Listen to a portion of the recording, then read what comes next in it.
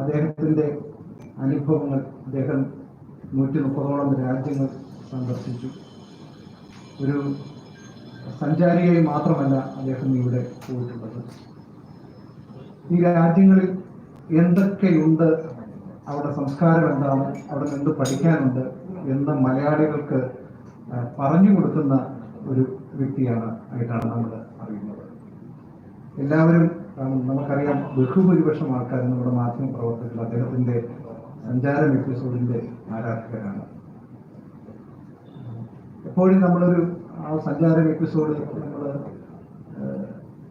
കാണുമ്പോൾ നമ്മൾ വേറൊരു ലോകത്തേക്കാണ് പോകുന്നത്. അതിൻ്റെ ക്യാമറയും അതിൻ്റെ നറേഷനും എല്ലാം ഒരു മ്യൂസിക്കൽ ഒരു താളം അതിന് കൈവരിച്ചിട്ടുള്ള ഒരു എപ്പിസോഡ് ആണ്. അത് 1700 എപ്പിസോഡുകൾ ഇപ്പം കഴിഞ്ഞിരിക്കുകയാണ്. അതിനൊക്കെ ഉപരിയുള്ള നേട്ടം ഞാൻ ആദ്യം പറഞ്ഞതുപോലെ ഇന്ത്യക്കെല്ലാം അഭിമാനിക്കാവുന്ന രീതിയിൽ ഒരു സ്പേസ് ടൂറിസ്റ്റ് ആയിട്ട് അദ്ദേഹം അധികം താമസിക്കാതെ തന്നെ അദ്ദേഹം സ്പേസിൽ പോവുകയാണ്. സ്പേസിൽ നിന്നുകൊണ്ട് തന്നെ മലയാളികൾക്ക് എന്ത് കാണാൻ, എന്ത് പുതിയ അറിവ് പങ്കുവയ്ക്കാൻ പറ്റും എന്ന് അദ്ദേഹം നമുക്ക് കാണിച്ചു തരും എന്നെനിക്ക് ഉറപ്പാണ്. അതിനോടൊപ്പം തന്നെ നമുക്ക് മറ്റൊരു കാര്യം കൂടി, അദ്ദേഹത്തിൻ്റെ ഒരു നേട്ടം കൂടി അദ്ദേഹം കൈവരിച്ചിരിക്കുകയാണ്. നമ്മുടെ പ്രിയപ്പെട്ട കോട്ടയം ജില്ലക്കാരനാണ്. അദ്ദേഹത്തിൻ്റെ ടൂറിസം എക്സ്പീരിയൻസ് കൊണ്ട് തന്നെ സംസ്ഥാന പ്ലാനിംഗ് ബോർഡിൽ അദ്ദേഹത്തെ ഗവൺമെൻറ് അംഗമായി തന്നെ തിരഞ്ഞെടുത്തിരിക്കുകയാണ്. ഈ രണ്ട് കാര്യങ്ങളും അദ്ദേഹത്തിൻ്റെ എല്ലാ പ്രവർത്തനങ്ങളുടെ കാര്യങ്ങൾ കൊണ്ട് തന്നെ ഞാനൊരു പ്രത്യേക നിങ്ങളുടെ എല്ലാവരുടെയും പേരിൽ ഒരു അഭിനന്ദനം ആദ്യം അദ്ദേഹത്തെ അറിയിക്കുകയാണ്. എൻ്റെ ആശംസകൾ അദ്ദേഹത്തിന് നേരുകയാണ്. ഞാൻ നിങ്ങളുടെ എല്ലാവരുടെയും എല്ലാവർക്കും അദ്ദേഹത്തെ സ്നേഹപൂർവ്വം ഈ യോഗത്തിലേക്ക് സ്വാഗതം ചെയ്തു. അദ്ദേഹത്തിൻ്റെ ഈ 4 നൂറ്റാണ്ട് കാലത്തെ പരിചയങ്ങൾ നമ്മളോടൊപ്പം, ടൂറിസം മേഖലയിലെ പരിചയങ്ങൾ അദ്ദേഹത്തെ നമ്മളോടൊപ്പം പങ്കുവയ്ക്കുന്നു. അതുപോലെ തന്നെ സ്പേസ് ടൂറിസ്റ്റ് രംഗത്തേക്കുള്ള അനുഭവങ്ങൾ അദ്ദേഹം പങ്കുവയ്ക്കുന്നു. അതിലൊക്കെ ഉപരിയായി അദ്ദേഹം പ്ലാനിംഗ് ബോർഡ്, നമ്മുടെ സംസ്ഥാനത്തിൻ്റെ വളർച്ചയുടെ ഒരു അഡ്വൈസറി ബോർഡായ, അപെക്സ് ബോഡിയായ പ്ലാനിംഗ് ബോർഡിൽ അംഗമായതോടുകൂടി ഒരു കാഴ്ചപ്പാടോടുകൂടി തന്നെയാണ് ടൂറിസം, അദ്ദേഹത്തിന് പ്രധാനമായും ടൂറിസം വികസനത്തിൻ്റെ കാര്യത്തിലാണ് ഗവൺമെൻറ് അഡ്വൈസ് സ്വീകരിക്കുകയും അദ്ദേഹത്തിൻ്റെ ഉപദേശങ്ങൾ ഗവൺമെൻറ് സ്വീകരിക്കാൻ ഉദ്ദേശിക്കുന്നത്. തീർച്ചയായും അദ്ദേഹത്തിന് ടൂറിസം രംഗത്തും ഒരു കാഴ്ചപ്പാടുണ്ട്. എല്ലാം നമ്മുടെ രാജ്യത്തിനും ഗുണകരമാകട്ടെ. അതുപോലെ തന്നെ അദ്ദേഹത്തിന് ഒരുപാട് ഇനി നമുക്ക് രാജ്യത്തിനും മലയാളികൾക്കും ലഭിക്കാനുണ്ട്. അതെല്ലാ ആശംസകളും അദ്ദേഹത്തിന് ഉണ്ടാകുന്നുണ്ട്. ഞാൻ ഈ മുഖാമുഖം പരിപാടിയിൽ കൂടി അദ്ദേഹത്തെ സ്വാഗതം ചെയ്തു.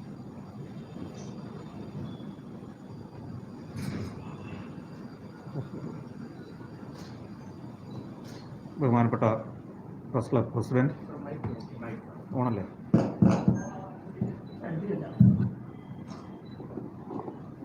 പ്രിയപ്പെട്ട സുഹൃത്തുക്കളെ, ഞാൻ പഠിക്കുന്ന കാലത്ത്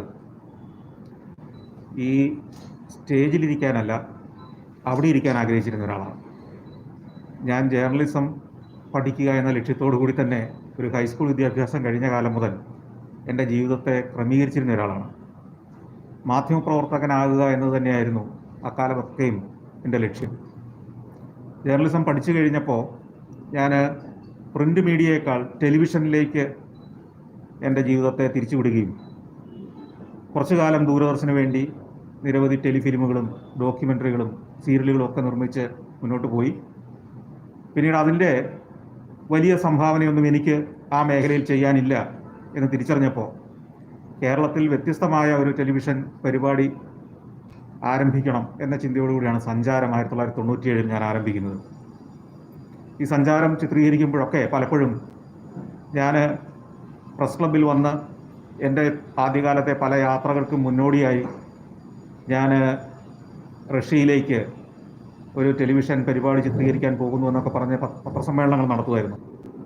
ആ കാഴ്ചപ്പാടുകളുടെ മാറ്റം തന്നെയാണ് സഫാരി പോലൊരു ചാനൽ ആരംഭിക്കുന്നതിന് 2013 എന്നെ പ്രാപ്തനാക്കിയത്. ആ ചാനൽ ആരംഭിക്കുമ്പോഴും സഞ്ചാരം സംപ്രേഷണം ചെയ്യുമ്പോഴും ഒക്കെ കേരളത്തിന് മാതൃകയാക്കാൻ കഴിയുന്ന ചില നാടുകൾ, അവിടുത്തെ ചില ജീവിത രീതികൾ, അവിടുത്തെ ചില വികസന കാഴ്ചപ്പാടുകൾ, പ്രകൃതി സംരക്ഷണത്തിൻ്റെ മാതൃകകൾ, ടൂറിസത്തിൻ്റെ ചില സാധ്യതകൾ, ഇതൊക്കെ ഞാൻ ഓരോ ഘട്ടത്തിലും പറഞ്ഞു പോന്നിരുന്നു. അത് കേരള സമൂഹം ക്രമേണ അത് ശ്രദ്ധിക്കാൻ തുടങ്ങി. ഞാൻ സഫാരിയിൽ സഞ്ചാരിയുടെ ഡയറിക്കുറിപ്പുകൾ എന്നൊരു പരിപാടി ചെയ്തു വരുമ്പോൾ അത് സോഷ്യൽ മീഡിയയിലും ഞാൻ ഇത്തരത്തിൽ പറയുന്ന പല ആശയങ്ങളും പുതിയ തലമുറ വലിയ ആവേശത്തോടെ ഏറ്റെടുക്കുകയും ഇത് നമ്മുടെ നാട്ടിലും വരേണ്ടതാണ് എന്ന് അഭിപ്രായപ്പെടുകയും ചെയ്യുന്നത് കാലം മാറി വരുന്നതിൻ്റെ ഒരു സൂചനയായിട്ട് എനിക്ക് അനുഭവപ്പെട്ടു. അപ്പോൾ ഞാൻ കൂടുതൽ ഇത്തരം അനുഭവങ്ങൾ, കാഴ്ചപ്പാടുകൾ ഈ ലോകത്തെ വികസിത നാടുകളിൽ നിന്നും വികസ്വര നാടുകളിൽ നിന്നും ഒക്കെ ശേഖരിച്ച് അവതരിപ്പിക്കുന്ന, വെറും കാഴ്ചക്കാരനായി സഞ്ചാരിയായി ആ നാടുകളിലൂടെ ചുറ്റി അവിടുത്തെ ഉല്ലാസ കേന്ദ്രങ്ങളുടെ അനുഭവങ്ങൾ പങ്കുവയ്ക്കുന്നതിനപ്പുറം അവിടെ നിന്ന് നമുക്ക് എന്ത് പകർത്താനുണ്ട് ഈ നാടിന് എന്ന് ചിന്തിച്ച് സഞ്ചരിക്കുന്ന ഒരാളായി ക്രമേണ മാറുകയാണുണ്ടായത്. തീർച്ചയായും ആ ഒരു പഠനം, ആ ഒരു അപഗ്രഥനം അത് കേരള സമൂഹത്തിലെ പുതിയ തലമുറയിൽ ഉണ്ടാക്കിയ ഒരു ചലനം, അവർക്ക് അത്തരം ആശയങ്ങളോട് തോന്നിയുന്ന ഒരു ആഭിമുഖ്യമായിരിക്കണം ഇപ്പോൾ ഗവൺമെൻറ് പ്ലാനിംഗ് ബോർഡിലേക്ക് എന്നെ കൂടി പങ്കാളിയാക്കാൻ തീരുമാനിച്ചതെന്ന് ഞാൻ വിശ്വസിക്കുന്നു. തീർച്ചയായും ഈ ഒരു അവസരം ഞാൻ ഇതുവരെ എന്താണോ ആഗ്രഹിച്ചു പോകുന്നത്, കേരളത്തിൻ്റെ മാതൃകയാക്കാമെന്ന് പറഞ്ഞു പോകുന്നത്, ടൂറിസത്തെക്കുറിച്ച് അവതരിപ്പിച്ച പുതിയ ആശയങ്ങൾ, ഇതൊക്കെ ഈ അംഗമായിരിക്കുന്ന കാലഘട്ടത്തിൽ കേരള ഗവൺമെൻറ്റിന് നിർദ്ദേശിച്ച് അത് നടപ്പാക്കിക്കാൻ ശ്രമിക്കാനാണ് എൻ്റെ ഈ അവസരത്തെ ഞാൻ ഉപയോഗിക്കുക. അത് എത്ര ശതമാനം എനിക്ക് പൂർണ്ണതോതിൽ നടപ്പാക്കാൻ കഴിയുമെന്നതൊക്കെ ഇവിടുത്തെ രാഷ്ട്രീയ സംവിധാനത്തിൻ്റെയും ഭരണ സംവിധാനത്തിൻ്റെയും ബ്യൂറോക്രസിയുടെയും ഒക്കെ ഘടനയെ അടുത്തറിഞ്ഞ് മാത്രമേ എനിക്ക് പറയാൻ കഴിയുള്ളൂ. ഞാനിപ്പോഴും പുറത്തു നിന്ന് ഇതിനെ കണ്ടിട്ടുള്ള ഒരാൾ മാത്രമാണ്. അതോടൊപ്പം തന്നെ 2006 ഞാൻ ഈ സഞ്ചാരത്തിൻ്റെ ഭാഗമായി UK നടത്തിയൊരു യാത്രക്കിടയിലാണ് വെർജിൻ എന്ന കമ്പനി, റിച്ചാർഡ് ബ്രാൻസന്റെ വെർജിൻ, ഞാൻ അതിനു മുമ്പ് കേട്ടിട്ടുള്ള, വളരെ ആവേശത്തോടെ ജീവചരിത്രം വായിച്ചിട്ടുള്ള ഒരു വ്യക്തിയാണ് റിച്ചാർഡ് ബ്രാൻസൺ. അസാധ്യമായ കാര്യങ്ങളെ സ്വപ്നം കാണുകയും അത് നമുക്ക് എത്തിപ്പിടിക്കാൻ കഴിയുന്നതാണെന്ന് ഒരു ദിവസം നമ്മൾ തിരിച്ചറിഞ്ഞ് അതിനുവേണ്ടി പ്രവർത്തനം ആരംഭിക്കുകയും അവിടെ എത്തുകയും ചെയ്ത് ജീവിതം വിജയമാക്കി കാണിച്ചു തന്നൊരു മനുഷ്യനാണ് റിച്ചാർഡ് ബ്രാൻസൺ. അദ്ദേഹത്തെ പോലെ ഒരാളെ ഞാൻ എപ്പോഴും ആരാധനയോടെയാണ് കണ്ടിരുന്നത്. കാരണം ചെറിയ മനുഷ്യർക്ക് വലിയ സ്വപ്നങ്ങൾ കാണാൻ കഴിയുമെന്നും ആ സ്വപ്നങ്ങൾ നമുക്ക് ഒരു ദിവസം നടപ്പാക്കാൻ കഴിയുമെന്നൊക്കെ എന്നെ പഠിപ്പിച്ച ഒരു മനുഷ്യനാണ്. അദ്ദേഹത്തിൻ്റെ കമ്പനി സ്പേസിലേക്ക് ടൂറിസം പ്രോജക്റ്റ് ആരംഭിക്കുന്നു എന്ന വാർത്ത എനിക്ക് അത്ഭുതത്തോടെയാണ് കേൾക്കാൻ കഴിഞ്ഞത്. ഞാൻ തിരിച്ച് നാട്ടിലെത്തിക്കഴിഞ്ഞ് എനിക്കൊരു കൗതുകം തോന്നി. കൗതുകമല്ല, ആ ദിവസങ്ങളൊക്കെ എന്നെ ഇങ്ങനെ ചിന്തിപ്പിച്ചുകൊണ്ടിരുന്ന ഇതാണ്. സ്പേസ് ടൂറിസം എന്ന് പറഞ്ഞാൽ, ഞാനിപ്പോൾ ഭൂമിയിലൂടെ ഒരു മാധ്യമപ്രവർത്തകൻ എന്ന നിലയിൽ ക്യാമറയുമായി ടൂറിസ്റ്റ് കേന്ദ്രങ്ങളും അല്ലാത്ത ചരിത്രവും ഭൂമിശാസ്ത്രവും ഒക്കെ തേടി സഞ്ചരിക്കുന്നുണ്ടെങ്കിൽ എൻ്റെ ഈ യാത്രയുടെ അടുത്ത ഘട്ടം തീർച്ചയായും ഈ ഭൂമി വിട്ടുള്ള യാത്ര തന്നെയല്ലേ? അങ്ങനെയെങ്കിൽ ഞാനും ഇതിൽ പങ്കാളിയാകാൻ യോഗ്യനല്ലേ? അങ്ങനെ ഞാൻ റിച്ചാർഡ് ബ്രാൻസന്റെ കമ്പനിക്ക് എഴുതി, ഇമെയിൽ ചെയ്തു. എന്നെ അത്ഭുതപ്പെടുത്തിക്കൊണ്ട് 2 ദിവസത്തിനകം ലണ്ടനിൽ നിന്ന് എനിക്കൊരു ഫോൺ കോൾ വരുന്നു, എന്നെക്കുറിച്ച് അന്വേഷിക്കുന്നു. 2ഓ 3ഓ തവണ ടെലിഫോണിലൂടെയുള്ള അഭിമുഖങ്ങൾ നടക്കുന്നു. എൻ്റെ ഉദ്ദേശം എന്താണെന്ന് മനസ്സിലാക്കുന്നു, എൻ്റെ പശ്ചാത്തലം എന്താണെന്ന് മനസ്സിലാക്കുന്നു. അപ്പോൾ ഏഷ്യാനെറ്റിൽ അന്ന് സംപ്രേഷണം ചെയ്തുകൊണ്ടിരുന്ന സഞ്ചാരത്തെക്കുറിച്ച് പറയുന്നു. അതിൻ്റെ അപ്പോഴേക്കും 300ഓ 400ഓ എപ്പിസോഡുകൾ പിന്നിട്ടിരുന്നു സഞ്ചാരം. അത് ഞാൻ അന്ന് അവരോട് പറഞ്ഞ കാര്യം, ഞാൻ യാത്ര ചെയ്യുന്ന സ്പേസ് ടൂറിസ്റ്റായി പങ്കെടുത്താൽ എൻ്റെ ഉദ്ദേശം സ്പേസിൽ നിന്ന് ഭൂമിയെ കാണുകയോ സ്പേസിൻ്റെ അനുഭവങ്ങൾ അറിയുകയോ എന്നത് മാത്രമല്ല, ആ യാത്രയുടെ ഒരുക്കം മുതൽ യാത്ര അവസാനിക്കുന്നത് വരെയുള്ള കാഴ്ചകളും അനുഭവങ്ങളും ഒരു മാധ്യമപ്രവർത്തകൻ എന്ന നിലയിൽ എൻ്റെ ക്യാമറയിലൂടെ പകർത്തിയെടുത്ത് എൻ്റെ പ്രേക്ഷകരെയും ഇന്ത്യയിലെ പ്രേക്ഷകരെയും കാണിച്ചു കൊടുക്കുക. ഇന്ന് സ്പേസിലെ കുറേ ദൃശ്യങ്ങൾ ആളുകൾ കണ്ടിട്ടുണ്ട്, റോക്കറ്റ് കുതിച്ചുയരുന്ന ദൃശ്യങ്ങൾ കണ്ടിട്ടുണ്ട്. പക്ഷേ ആ കുതിച്ചുയരുന്ന റോക്കറ്റിനകത്തിരിക്കുന്ന ആളുടെ മനോനില എന്താണ്, അവരോരോ നിമിഷവും അനുഭവിക്കുന്നത് എന്താണ്, അവരുടെ ഒരുക്കങ്ങൾ എന്താണ്, അവർ കഴിക്കുന്ന ഭക്ഷണം എന്താണ്, അവർ ധരിക്കുന്ന വസ്ത്രം എന്താണ്, അത് ധരിക്കുന്ന രീതി എന്താണ്, ഈ സ്പേസ് യാത്രയുടെ ഓരോ ഘട്ടത്തിലും അവർ കടന്നു പോകുന്ന പ്രതിസന്ധികൾ, അതിനെ അതിജീവിക്കുന്ന രീതി എങ്ങനെയാണ്, ഇതൊക്കെ സൂക്ഷ്മാർത്ഥത്തിൽ ഒരു സഞ്ചാരത്തിൽ ഓരോ രാജ്യത്തെ കൂടെ നടത്തുന്ന ഒരു യാത്ര ആളുകൾ പ്രേക്ഷകർ വീട്ടിലിരുന്ന് ആസ്വദിക്കുന്നത് പോലെ സ്പേസ് യാത്രയുടെ ഓരോ നിമിഷവും ആസ്വദിക്കുന്ന രീതിയിലൊരു സഞ്ചാരമാക്കി മാറ്റുക എന്നതാണ് സ്പേസിലേക്ക് ഒരു ടിക്കറ്റ് ബുക്ക് ചെയ്യുമ്പോൾ എൻ്റെ ഈ ലക്ഷ്യമുണ്ടായിരുന്നു. അത് തീർച്ചയായും അവർ സ്വീകരിച്ചു. അങ്ങനെ ഇന്ത്യയിൽ നിന്നുള്ള ആദ്യ സ്പേസ് ടൂറിസ്റ്റായി എനിക്ക് അവർ കോൺട്രാക്റ്റ് സൈൻ ചെയ്യാനുള്ള അവസരം തന്നു. അങ്ങനെ 2007 ഞാൻ വെർജിൻ്റെ ഭാഗമാകുന്നത്. പിന്നീട് നിരവധി പരിശീലനങ്ങൾ കഴിഞ്ഞു. സീറോ ഗ്രാവിറ്റി, ജി ടോളറൻസ് പരിശീലനങ്ങൾ, എല്ലാ വർഷവും ഒന്നിലധികം തവണയുള്ള ഒത്തുചേരലുകൾ, മീറ്റിങ്ങുകൾ, ഇവാലുവേഷനുകൾ, അതോടൊപ്പം തന്നെ ഞങ്ങളുടെ സ്പേസ് ക്രാഫ്റ്റ് റോൾ ഔട്ട് ചെയ്യുന്ന ഫംഗ്ഷനുകളുണ്ടായിരുന്നു. മദർഷിപ്പുകൾ പുറത്തിറക്കുന്ന ചടങ്ങുകളുണ്ടായിരുന്നു. അവയുടെ ടെസ്റ്റ് ഫ്ലൈറ്റുകൾ നടക്കുന്നുണ്ടായിരുന്നു. ഇടയ്ക്കൊക്കെ ചില പാളിച്ചകൾ ഉണ്ടായിട്ടുണ്ട്. റോക്കറ്റ് പൊട്ടിത്തകർന്ന് 2 പേര് മരിച്ച സംഭവം ഉണ്ടായി. സ്പേസ് ഷിപ്പ് തന്നെ സ്പേസിലേക്കുള്ള യാത്രക്കിടയിൽ തകർന്നു വീണ് ഒരു പൈലറ്റ് മരിക്കുകയും മറ്റൊരു പൈലറ്റ് തീവ്രമായ അപകടത്തിൽപ്പെടുകയും ഒക്കെ ചെയ്ത സംഭവങ്ങളുണ്ടായി. സാമ്പത്തിക പ്രതിസന്ധികൾ ആ കമ്പനിയെ ഒരു കാലത്തിൽ പിടിച്ചുലച്ചിരുന്നു. കോവിഡ് കാലം കുറച്ച് തടസ്സങ്ങൾ ഉണ്ടാക്കി. പക്ഷെ ഇതൊക്കെ കഴിഞ്ഞ് ഈ 2021 മെയ് മാസത്തിൽ അതിൻ്റെ അവസാനത്തെ ടെസ്റ്റ് ഫ്ലൈറ്റും വിജയകരമായി പൂർത്തിയാക്കി. ഇപ്പോൾ അതിനുശേഷം ജൂൺ മാസത്തിൽ ഫെഡറൽ ഏവിയേഷൻ അഡ്മിനിസ്ട്രേഷൻ സ്പേസിലേക്ക് ടൂറിസ്റ്റുകളുമായി പറക്കുന്നതിനുള്ള കൊമേഴ്ഷ്യൽ ലൈസൻസ് ഈ കമ്പനിക്ക് നൽകി. ഫെഡറൽ ഏവിയേഷൻ അഡ്മിനിസ്ട്രേഷനാണ് എല്ലാ വാഹനങ്ങൾക്കും, ഈ ഭൂമിയിൽ പറക്കുന്ന വാഹനങ്ങൾക്കും ബഹിരാകാശ വാഹനങ്ങൾക്കും ഒക്കെ കൊമേഴ്ഷ്യൽ പറക്കൽ നടത്തുന്നതിനുള്ള ലൈസൻസ് നൽകുന്ന അതോറിറ്റി. അവർ ലൈസൻസ് കിട്ടിയതോടുകൂടി ഏത് നിമിഷവും ഇനി സ്പേസ് ടൂറിസ്റ്റുകളുമായി പറക്കാവുന്ന സ്ഥിതിയിലാണ് ഈ പറഞ്ഞ കമ്പനി. അതിനെ തുടർന്നാണ് കഴിഞ്ഞ ജൂലൈ 11-ാം തീയതി ഞങ്ങളുടെ കമ്പനിയുടെ ചെയർമാൻ റിച്ചാർഡ് ബ്രാൻസണും ആ കമ്പനിയിലെ മുതിർന്ന ഓരോ ഡിപ്പാർട്ട്മെൻറ്റ് ചുമതലക്കാരായ 3 ആളുകളും സ്പേസിലേക്ക് ഞങ്ങൾക്ക് മുന്നോടിയായി പോവുകയും അത് ചരിത്രം സൃഷ്ടിക്കുകയും ചെയ്ത് ലോകമെങ്ങും വലിയ വാർത്തയായി മാറിയത്. അപ്പോൾ ഇനി ഏത് നിമിഷവും ഞങ്ങളുടെ യാത്രകൾ ആരംഭിക്കുന്നു എന്നുള്ള ഒരു അറിയിപ്പിന് വേണ്ടി കാത്തിരിക്കുകയാണ്. ഇതാണ് ഇതുവരെയുള്ള എൻ്റെ ജീവിതത്തിൻ്റെ ഒരു കഥ പറയുകയാണെങ്കിൽ പറയാനുള്ളത്. അപ്പോൾ എന്നെ കോട്ടയം എൻ്റെ മാതൃ സ്ഥലത്തെ പ്രസ് ക്ലബിലേക്ക് ഇത്തരത്തിൽ ക്ഷണിച്ചതിന് ഇതൊരു ആദരവായിട്ട് തന്നെ ഞാൻ കാണുന്നു. എല്ലാ മാധ്യമ സുഹൃത്തുക്കൾക്കും ഞാൻ നന്ദി പറയുന്നു. ഞാനും ഈ പ്രസ് ക്ലബിൻ്റെ അംഗമായിരുന്നൊരു കാലമുണ്ട്. ഞാൻ ഒരു പത്രം പ്രസിദ്ധീകരിച്ചിരുന്നു 10 വർഷത്തോളം. സപ്ലിമെൻ്റ് എന്നായിരുന്നു അതിൻ്റെ പേര്. അന്ന് എൻ്റെയും പ്രതിനിധികൾ ഇവിടെ നിരന്തരം ഉണ്ടായിരുന്നു. പത്രം മാറുന്ന കാലഘട്ടത്തിൽ, സോഷ്യൽ മീഡിയയുടെ കാലഘട്ടത്തിൽ ഒരു സായാഹ്ന പത്രത്തിൻ്റെ സാധ്യത എത്രയുണ്ടാവും എന്ന് ഒരു 2008 ഞാൻ തിരിച്ചറിഞ്ഞതുകൊണ്ട് ആ പ്രവർത്തനം പയ്യെ നിർത്തിവെക്കുകയാണ് ഉണ്ടായത്. ഏതായാലും ഒരിക്കൽ കൂടി എല്ലാവർക്കും നന്ദി പറയുന്നു. Thank you.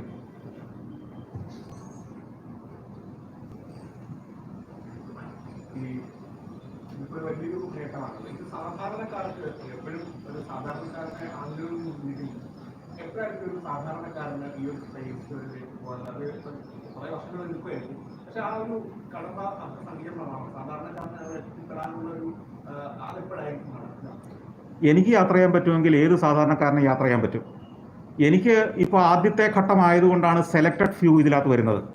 ഇപ്പോൾ ഒരു കൊമേഴ്ഷ്യലി നമുക്കറിയാം ഒരു കമ്പനിയെ നടത്തുന്നുള്ളൂ, അതിനകത്ത് 3-4 പുതിയ പാസഞ്ചേഴ്സിനെ യാത്ര ചെയ്യാൻ കഴിയൂ എന്നതുകൊണ്ട് വളരെ സെലക്റ്റഡ് ഫ്യൂ മാത്രമേ ഇപ്പോൾ അതിന് അവസരമുള്ളവരായുള്ളൂ. എന്നാൽ ഈ കമ്പനി തന്നെ, വെർജിൻ തന്നെ, ഇത്തരത്തിലുള്ള നിരവധി സ്പേസ് ഷിപ്പുകൾ നിർമ്മാണം ആരംഭിക്കുന്നുണ്ട്. സ്പേസ് പോർട്ടുകൾ, ഇപ്പോൾ അബുദാബിയിൽ ഒരു സ്പേസ് പോർട്ട് ഉടനെ തന്നെ ആരംഭിക്കാൻ പോകുന്നു. ലോകത്തിലെ എല്ലാ രാജ്യങ്ങളിലും ഇത്തരം സ്പേസ് പോർട്ടുകൾ ഈ കമ്പനികൾ ആരംഭിക്കും. മാത്രവുമല്ല ISRO പോലുള്ള ബഹിരാകാശ സ്ഥാപനങ്ങൾ പോലും ഇത്തരം പ്രവർത്തനങ്ങളെക്കുറിച്ച് ചിന്തിച്ചു തുടങ്ങിയിരിക്കുന്നു.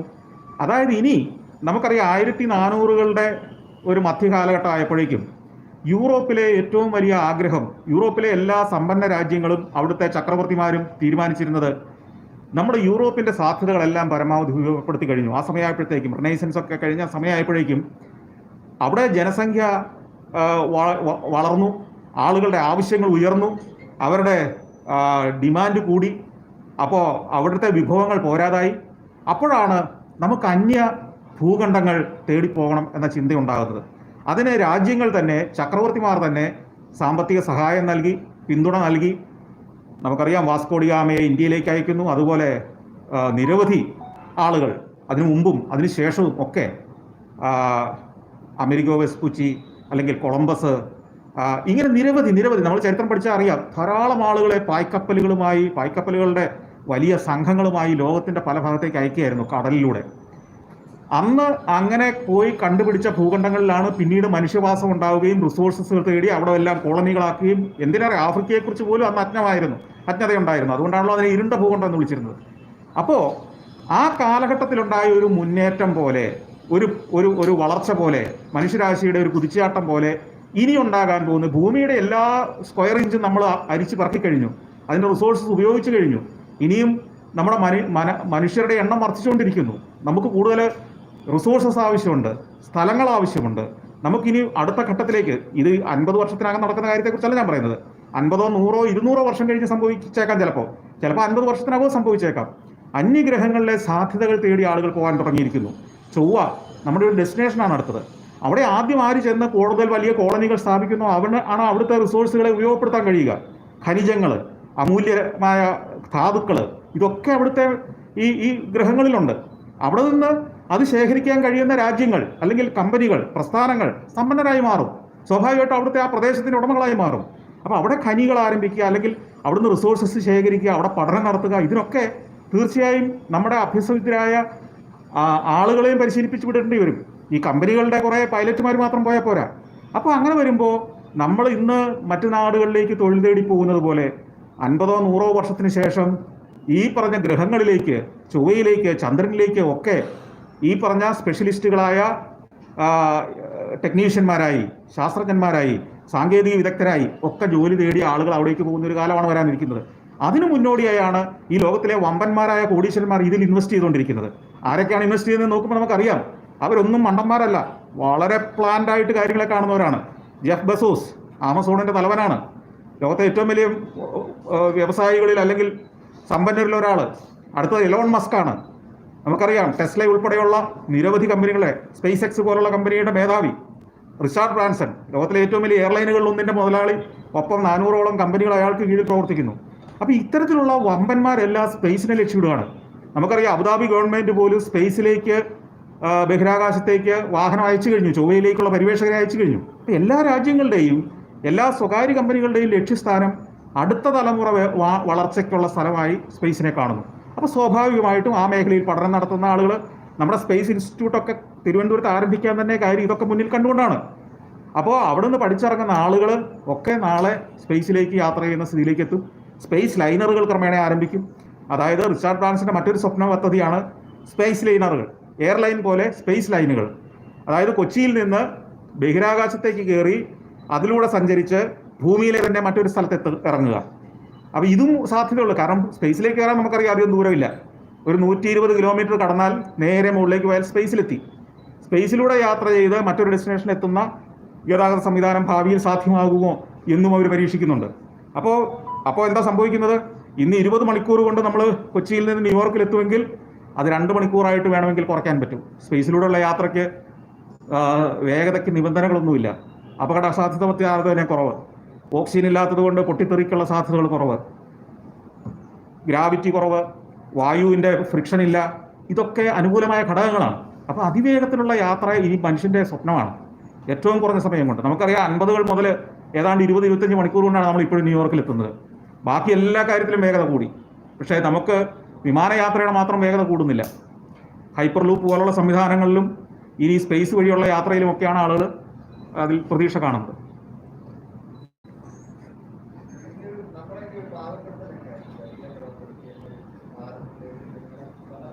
ഇത് സ്പേസ് ടൂറിസം എന്ന് പറയുമ്പം അതിസാധാരണക്കാർക്കും പോകാൻ പറ്റുന്നതായിരിക്കണം ഈ യാത്ര എന്നതാണ് ഇതിൻ്റെ ഉദ്ദേശം തന്നെ.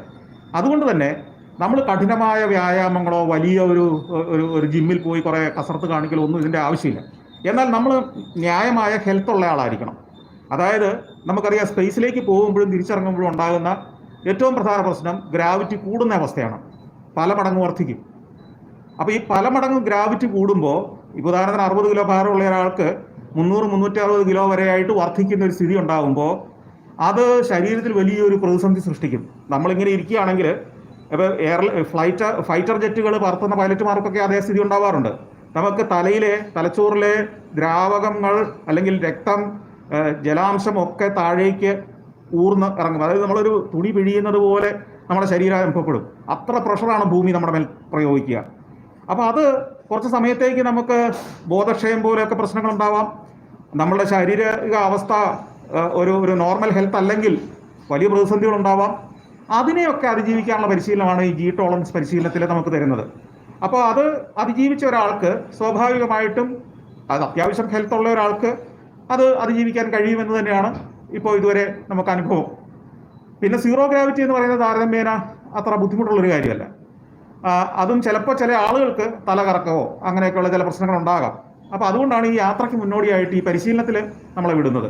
ആ പരിശീലനത്തിൽ വെച്ച് ഇവാലുവേറ്റ് ചെയ്ത് നമുക്ക് ശാരീരിക ബുദ്ധിമുട്ടുകൾ ഉണ്ടാവുന്നില്ലെങ്കിൽ തീർച്ചയായിട്ടും പോകാൻ പറ്റും. 2 പരിശീലനങ്ങളാണ് ഉണ്ടായിരുന്നത്. ഒന്ന് ഞാൻ നേരത്തെ പറഞ്ഞ പോലെ സീറോ ഗ്രാവിറ്റി പരിശീലനം. അത് അമേരിക്കയിലെ കെന്നഡി സ്പേസ് സെൻറ്ററിൽ വെച്ചായിരുന്നു, ഫ്ലോറിഡയിൽ. അതൊരു 3 ദിവസത്തെ പരിശീലന പരിപാടിയായിരുന്നു. അതിൽ 1 ദിവസമാണ് പറന്നത്, ബാക്കി 2 ദിവസം മെഡിക്കൽ ഈ പറഞ്ഞ ക്ലാസ് റൂം സെഷനുകൾ ഒക്കെ ആയിട്ട് അത് കഴിഞ്ഞു. സീറോ ഗ്രാവിറ്റി പരിശീലനം എന്ന് പറയുന്നത് ഒരു പ്രത്യേകമായി ഡിസൈൻ ചെയ്ത ഒരു വിമാനത്തിൽ കയറ്റി കെന്നഡി സ്പേസ് സെൻറ്ററിൽ നമ്മൾ അറ്റ്ലാന്റിക് സമുദ്രത്തിന് മുകളിൽ പോകുന്നു, അത് താഴേക്ക് വീഴിക്കുന്നു. ഒരു മലയാള അക്ഷരത്തിലെ ഗായുടെ ഷേപ്പിലാണ് വിമാനം പറക്കുക. മുകളിലേക്ക് കുതിച്ചുയരും, പിന്നെ വീഴും, വീണ്ടും കുതിച്ചുയരും, വീഴും.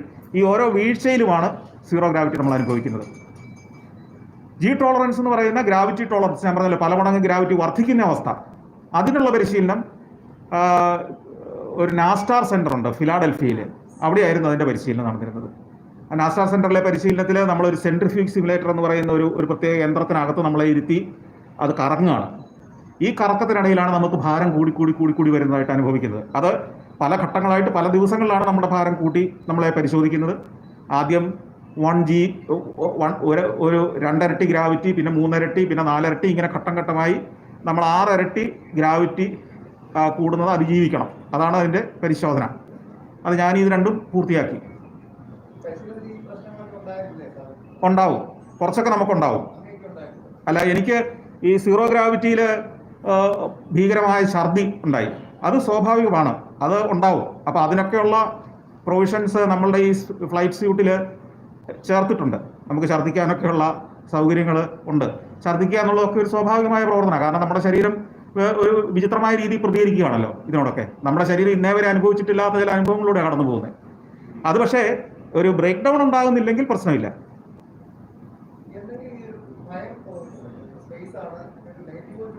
അല്ല, അതെ അതെ,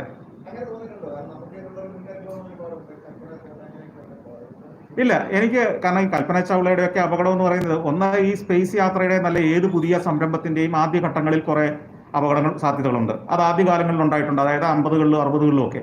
പിന്നീട് ഏതാണ്ടൊന്ന് സ്റ്റെബിലൈസ് ചെയ്തിരുന്നു ഈ യാത്രകളൊക്കെ. മനുഷ്യൻ ചന്ദ്രനിലേക്ക് തന്നെ 10ഓ 11ഓ തവണ ആളുകളെ അയച്ചു.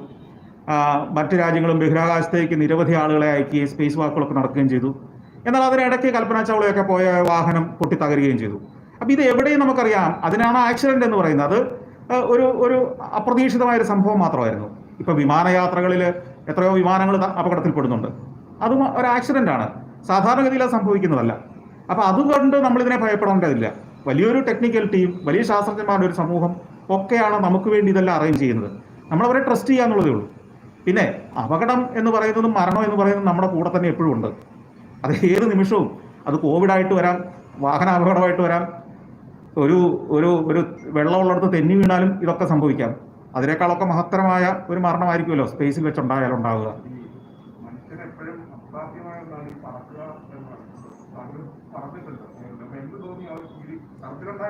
അതെ, അല്ല, ഇത് ഛർദി ഉണ്ടാവുന്നത് കുറച്ച് കഴിയുമ്പോഴാണ്. ഒരു 40-50 വീഴ്ചയൊക്കെ കഴിഞ്ഞ് കഴിയുമ്പോഴാണ് നമ്മൾ ഈ വിമാനം കുത്തനെ താഴേക്ക് പതിക്കുകയാണ്.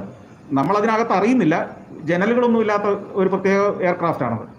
അപ്പോൾ അതിനകത്ത് നമ്മൾ നിലത്ത് മലർന്ന് കിടക്കുകയാണ്. ഇത് വീഴാൻ തുടങ്ങുന്നതിന് മുമ്പ് പറക്കുമ്പോൾ വീഴുമ്പോഴേക്കും നമ്മൾ ആ കിടക്കുന്നിടത്തുനിന്ന് പയ്യെ പൊങ്ങി തുടങ്ങുകയാണ്. മനസ്സിലായില്ലേ? സീറ്റുകളൊന്നും ഇല്ലാത്തൊരു എയർക്രാഫ്റ്റാണ്. സീറ്റ് ഏറ്റവും പിന്നിലുണ്ട്, ആളുകൾക്ക്, ടെക്നീഷ്യന്മാർക്കും മെഡിക്കൽ ടീമിനും നമുക്ക് തന്നെയും തിരിച്ചിറങ്ങുമ്പോഴൊക്കെ പോയിരിക്കാനുള്ള സ്ഥലം. പക്ഷേ ബാക്കി ഭാഗം ഇങ്ങനെ ഒരു ഹോള് പോലെ തന്നെ കിടക്കുക വിമാനത്തിനകത്ത്. അപ്പം ഫോമാണ് അതിന് ചുറ്റും, ചുവരുകളിലും സീലിങ്ങിലും നിലത്തും ഒക്കെ ഫോം പൊതിഞ്ഞിരിക്കുന്നത്. അപ്പോൾ ഇടിച്ചാലൊന്നും കുഴപ്പമില്ല. അപ്പോൾ നമ്മളിങ്ങനെ ട്രെയിനീസ് ഇവിടെ നിലത്ത് കിടക്കുന്നു, ട്രെയിനേഴ്സ് നമ്മുടെ കൂടെ തന്നെയുണ്ട്. വീഴാൻ തുടങ്ങുമ്പോഴേക്കും നമ്മൾ പയ്യെ നിലത്തുനിന്ന് പൊങ്ങി തുടങ്ങും. പിന്നെ നമ്മൾ അവിടെ വട്ടം കറങ്ങാം. പിന്നെ ആദ്യമൊക്കെ ഒരു ചെറിയ ഭയം തോന്നും, അല്ലെങ്കിൽ നമുക്കൊരു വിചിത്രമായ അനുഭവമായിട്ട് തോന്നും. കുറച്ച് കഴിയുമ്പോൾ ഇതൊരു തമാശയായി മാറും, പിന്നെ കുസൃതികളായി മാറും. അതിനടുത്ത് ഞങ്ങളുടെ ട്രെയിനേഴ്സ് ഒരു കുപ്പി വെള്ളമൊക്കെ തുറന്നങ്ങ് ഒഴിക്കും കുപ്പിക്കകത്തുനിന്ന്. അപ്പോൾ ഈ വെള്ളത്തിൻ്റെ ഉണ്ടകളായിട്ട് ഇങ്ങനെ ഒഴുകി നടക്കും ഇതിനകത്തൂടെ. മനസ്സിലായി? അപ്പോൾ അത് പറന്ന് ചെന്ന് പിന്നെ അത് പിടിച്ചെടുക്കുക എന്നുള്ളതൊക്കെയായി ഓരോ കൗതുകങ്ങൾ. അപ്പോൾ അങ്ങനെ ഒരു തരത്തിൽ അതൊരു ഫണ്ണാക്കി അവർ മാറ്റി ഈ ട്രെയിനേഴ്സ്, നമ്മളുടെ ആങ്സൈറ്റി ഒക്കെ മാറ്റിയിട്ട്. അല്ല, വെളിപ്പെടുത്തുന്നതിന് കുഴപ്പമില്ല. അത് പബ്ലിക് ഡൊമൈനിലുള്ളൊരു കാര്യമാണ്. $2.5 ലക്ഷം ഈ സ്പേസ് യാത്രയ്ക്കുള്ളത് ഒരാൾക്ക്. ഏകദേശം എത്ര രൂപ വരുന്നു ഡോളറിന് ഇപ്പോഴത്തെ വില വെച്ചിട്ട്? അതെ.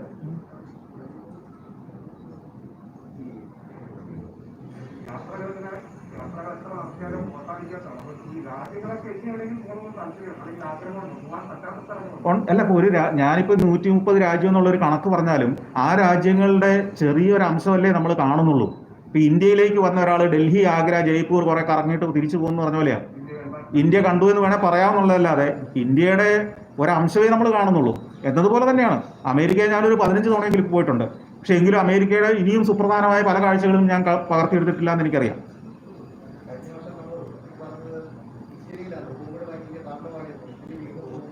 അതെ. അല്ല, അവിടുത്തെയൊക്കെ മാറിയിട്ടുണ്ട്. നമ്മുടെയാണ് കുഴപ്പം. അതെ അതെ, നമുക്കിപ്പോഴും ഫ്ലൈറ്റുകളൊന്നും ആരംഭിച്ചിട്ടില്ല ഇന്ത്യയിൽ നിന്ന്. അതാണ് ഇപ്പോൾ ഇവിടുത്തെ ഒരു പ്രശ്നം. ഇന്ത്യയിൽ ഈ മട്ടില് കോവിഡ് ഇങ്ങനെ നിലനിൽക്കുകയും മറ്റു രാജ്യങ്ങളിൽ കുറയുകയും ചെയ്താൽ പോലും നമ്മൾക്ക് ഇനി യാത്ര ചെയ്യാൻ ഒരു തടസ്സം ഉണ്ടാവും. പിന്നെ വാക്സിൻ എടുത്ത ആളുകൾക്ക് പോകാൻ പറ്റും എന്നുള്ളതാണ് ഒരു പ്രതീക്ഷ. ഇല്ല, അത് ഇപ്പൊ ഞാൻ സ്പേസ് യാത്രയുടെ ടൈമിങ്ങുമായിട്ട് ഞാൻ നോക്കുന്നില്ല. വിമാനം പറക്കാൻ തുടങ്ങിയാൽ തീർച്ചയായും എന്റെ സഞ്ചാര യാത്രകൾ ആരംഭിക്കും.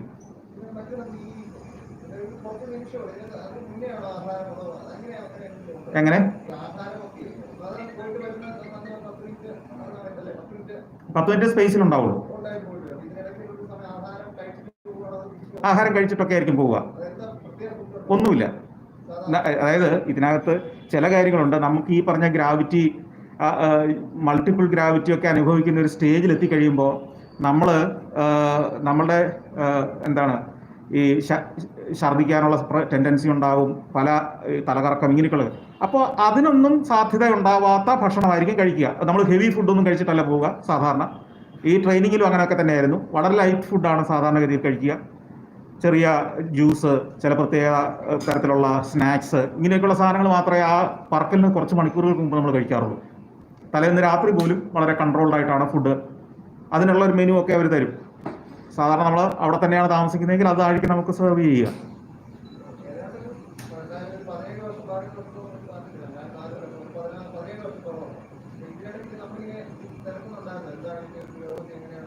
തിരക്കല്ല, ഞങ്ങൾ അപ് ടു ഡേറ്റ് ആണ്. ഇതിനെ സംബന്ധിച്ച് ഞങ്ങൾക്ക് അതിനിടയ്ക്കാണ് ഈ പരിശീലനം കിട്ടുന്നത്. എല്ലാ വർഷവും 2 തവണയെങ്കിലും ഞങ്ങൾ എല്ലാവരും അമേരിക്കയിൽ ഒത്തുചേരുന്നുണ്ട്. ഈ സ്പേസ് കമ്പനി പോലുള്ളവരൊക്കെ ഈ പരിപാടിയിൽ പങ്കെടുക്കുകയല്ല, ഞങ്ങളോടൊപ്പം ഒരു രാത്രി മുഴുവൻ മൊഹാവി ഡെസേർട്ടിൽ ഉണ്ടായിട്ടുണ്ട് അദ്ദേഹമൊക്കെ.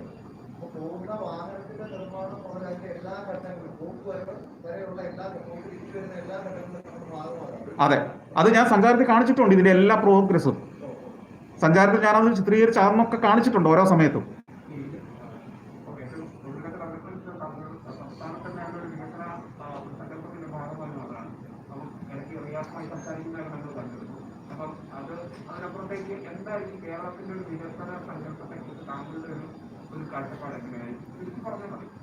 അല്ല, കേരളത്തിന്റെ വികസനത്തിൽ ചില കാര്യങ്ങളിൽ നമുക്ക് വളരെ വലിയ നേട്ടങ്ങൾ ഉണ്ടാക്കാൻ കഴിഞ്ഞിട്ടുണ്ട്.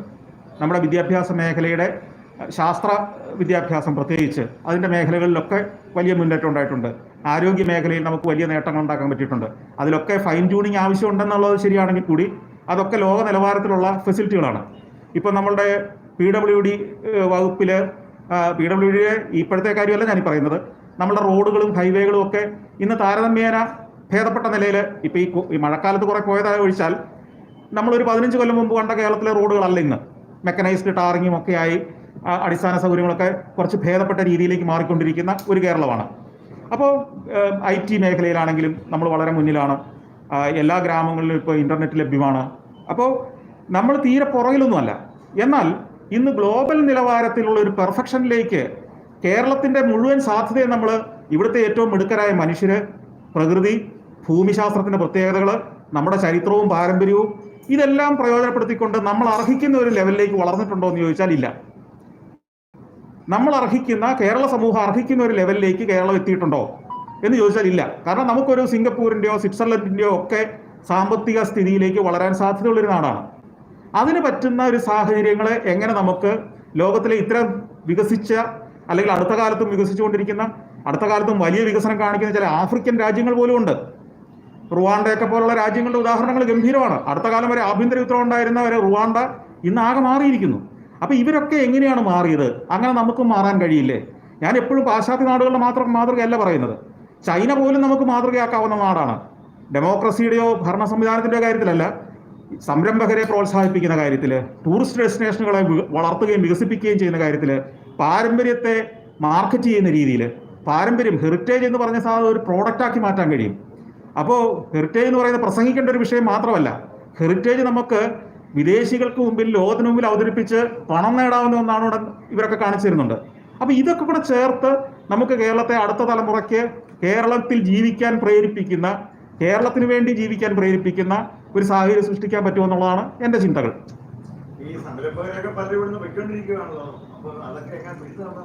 അല്ല, അത് തീർച്ചയായിട്ടും ഗവൺമെന്റിന് അതിൽ മാറ്റം വരുത്തേണ്ടതുണ്ട്. ഇപ്പോൾ ഉള്ള ചിന്തകളിൽ അത് ചെയ്യുമെന്ന് തന്നെയാണ് എൻ്റെ പ്രതീക്ഷ.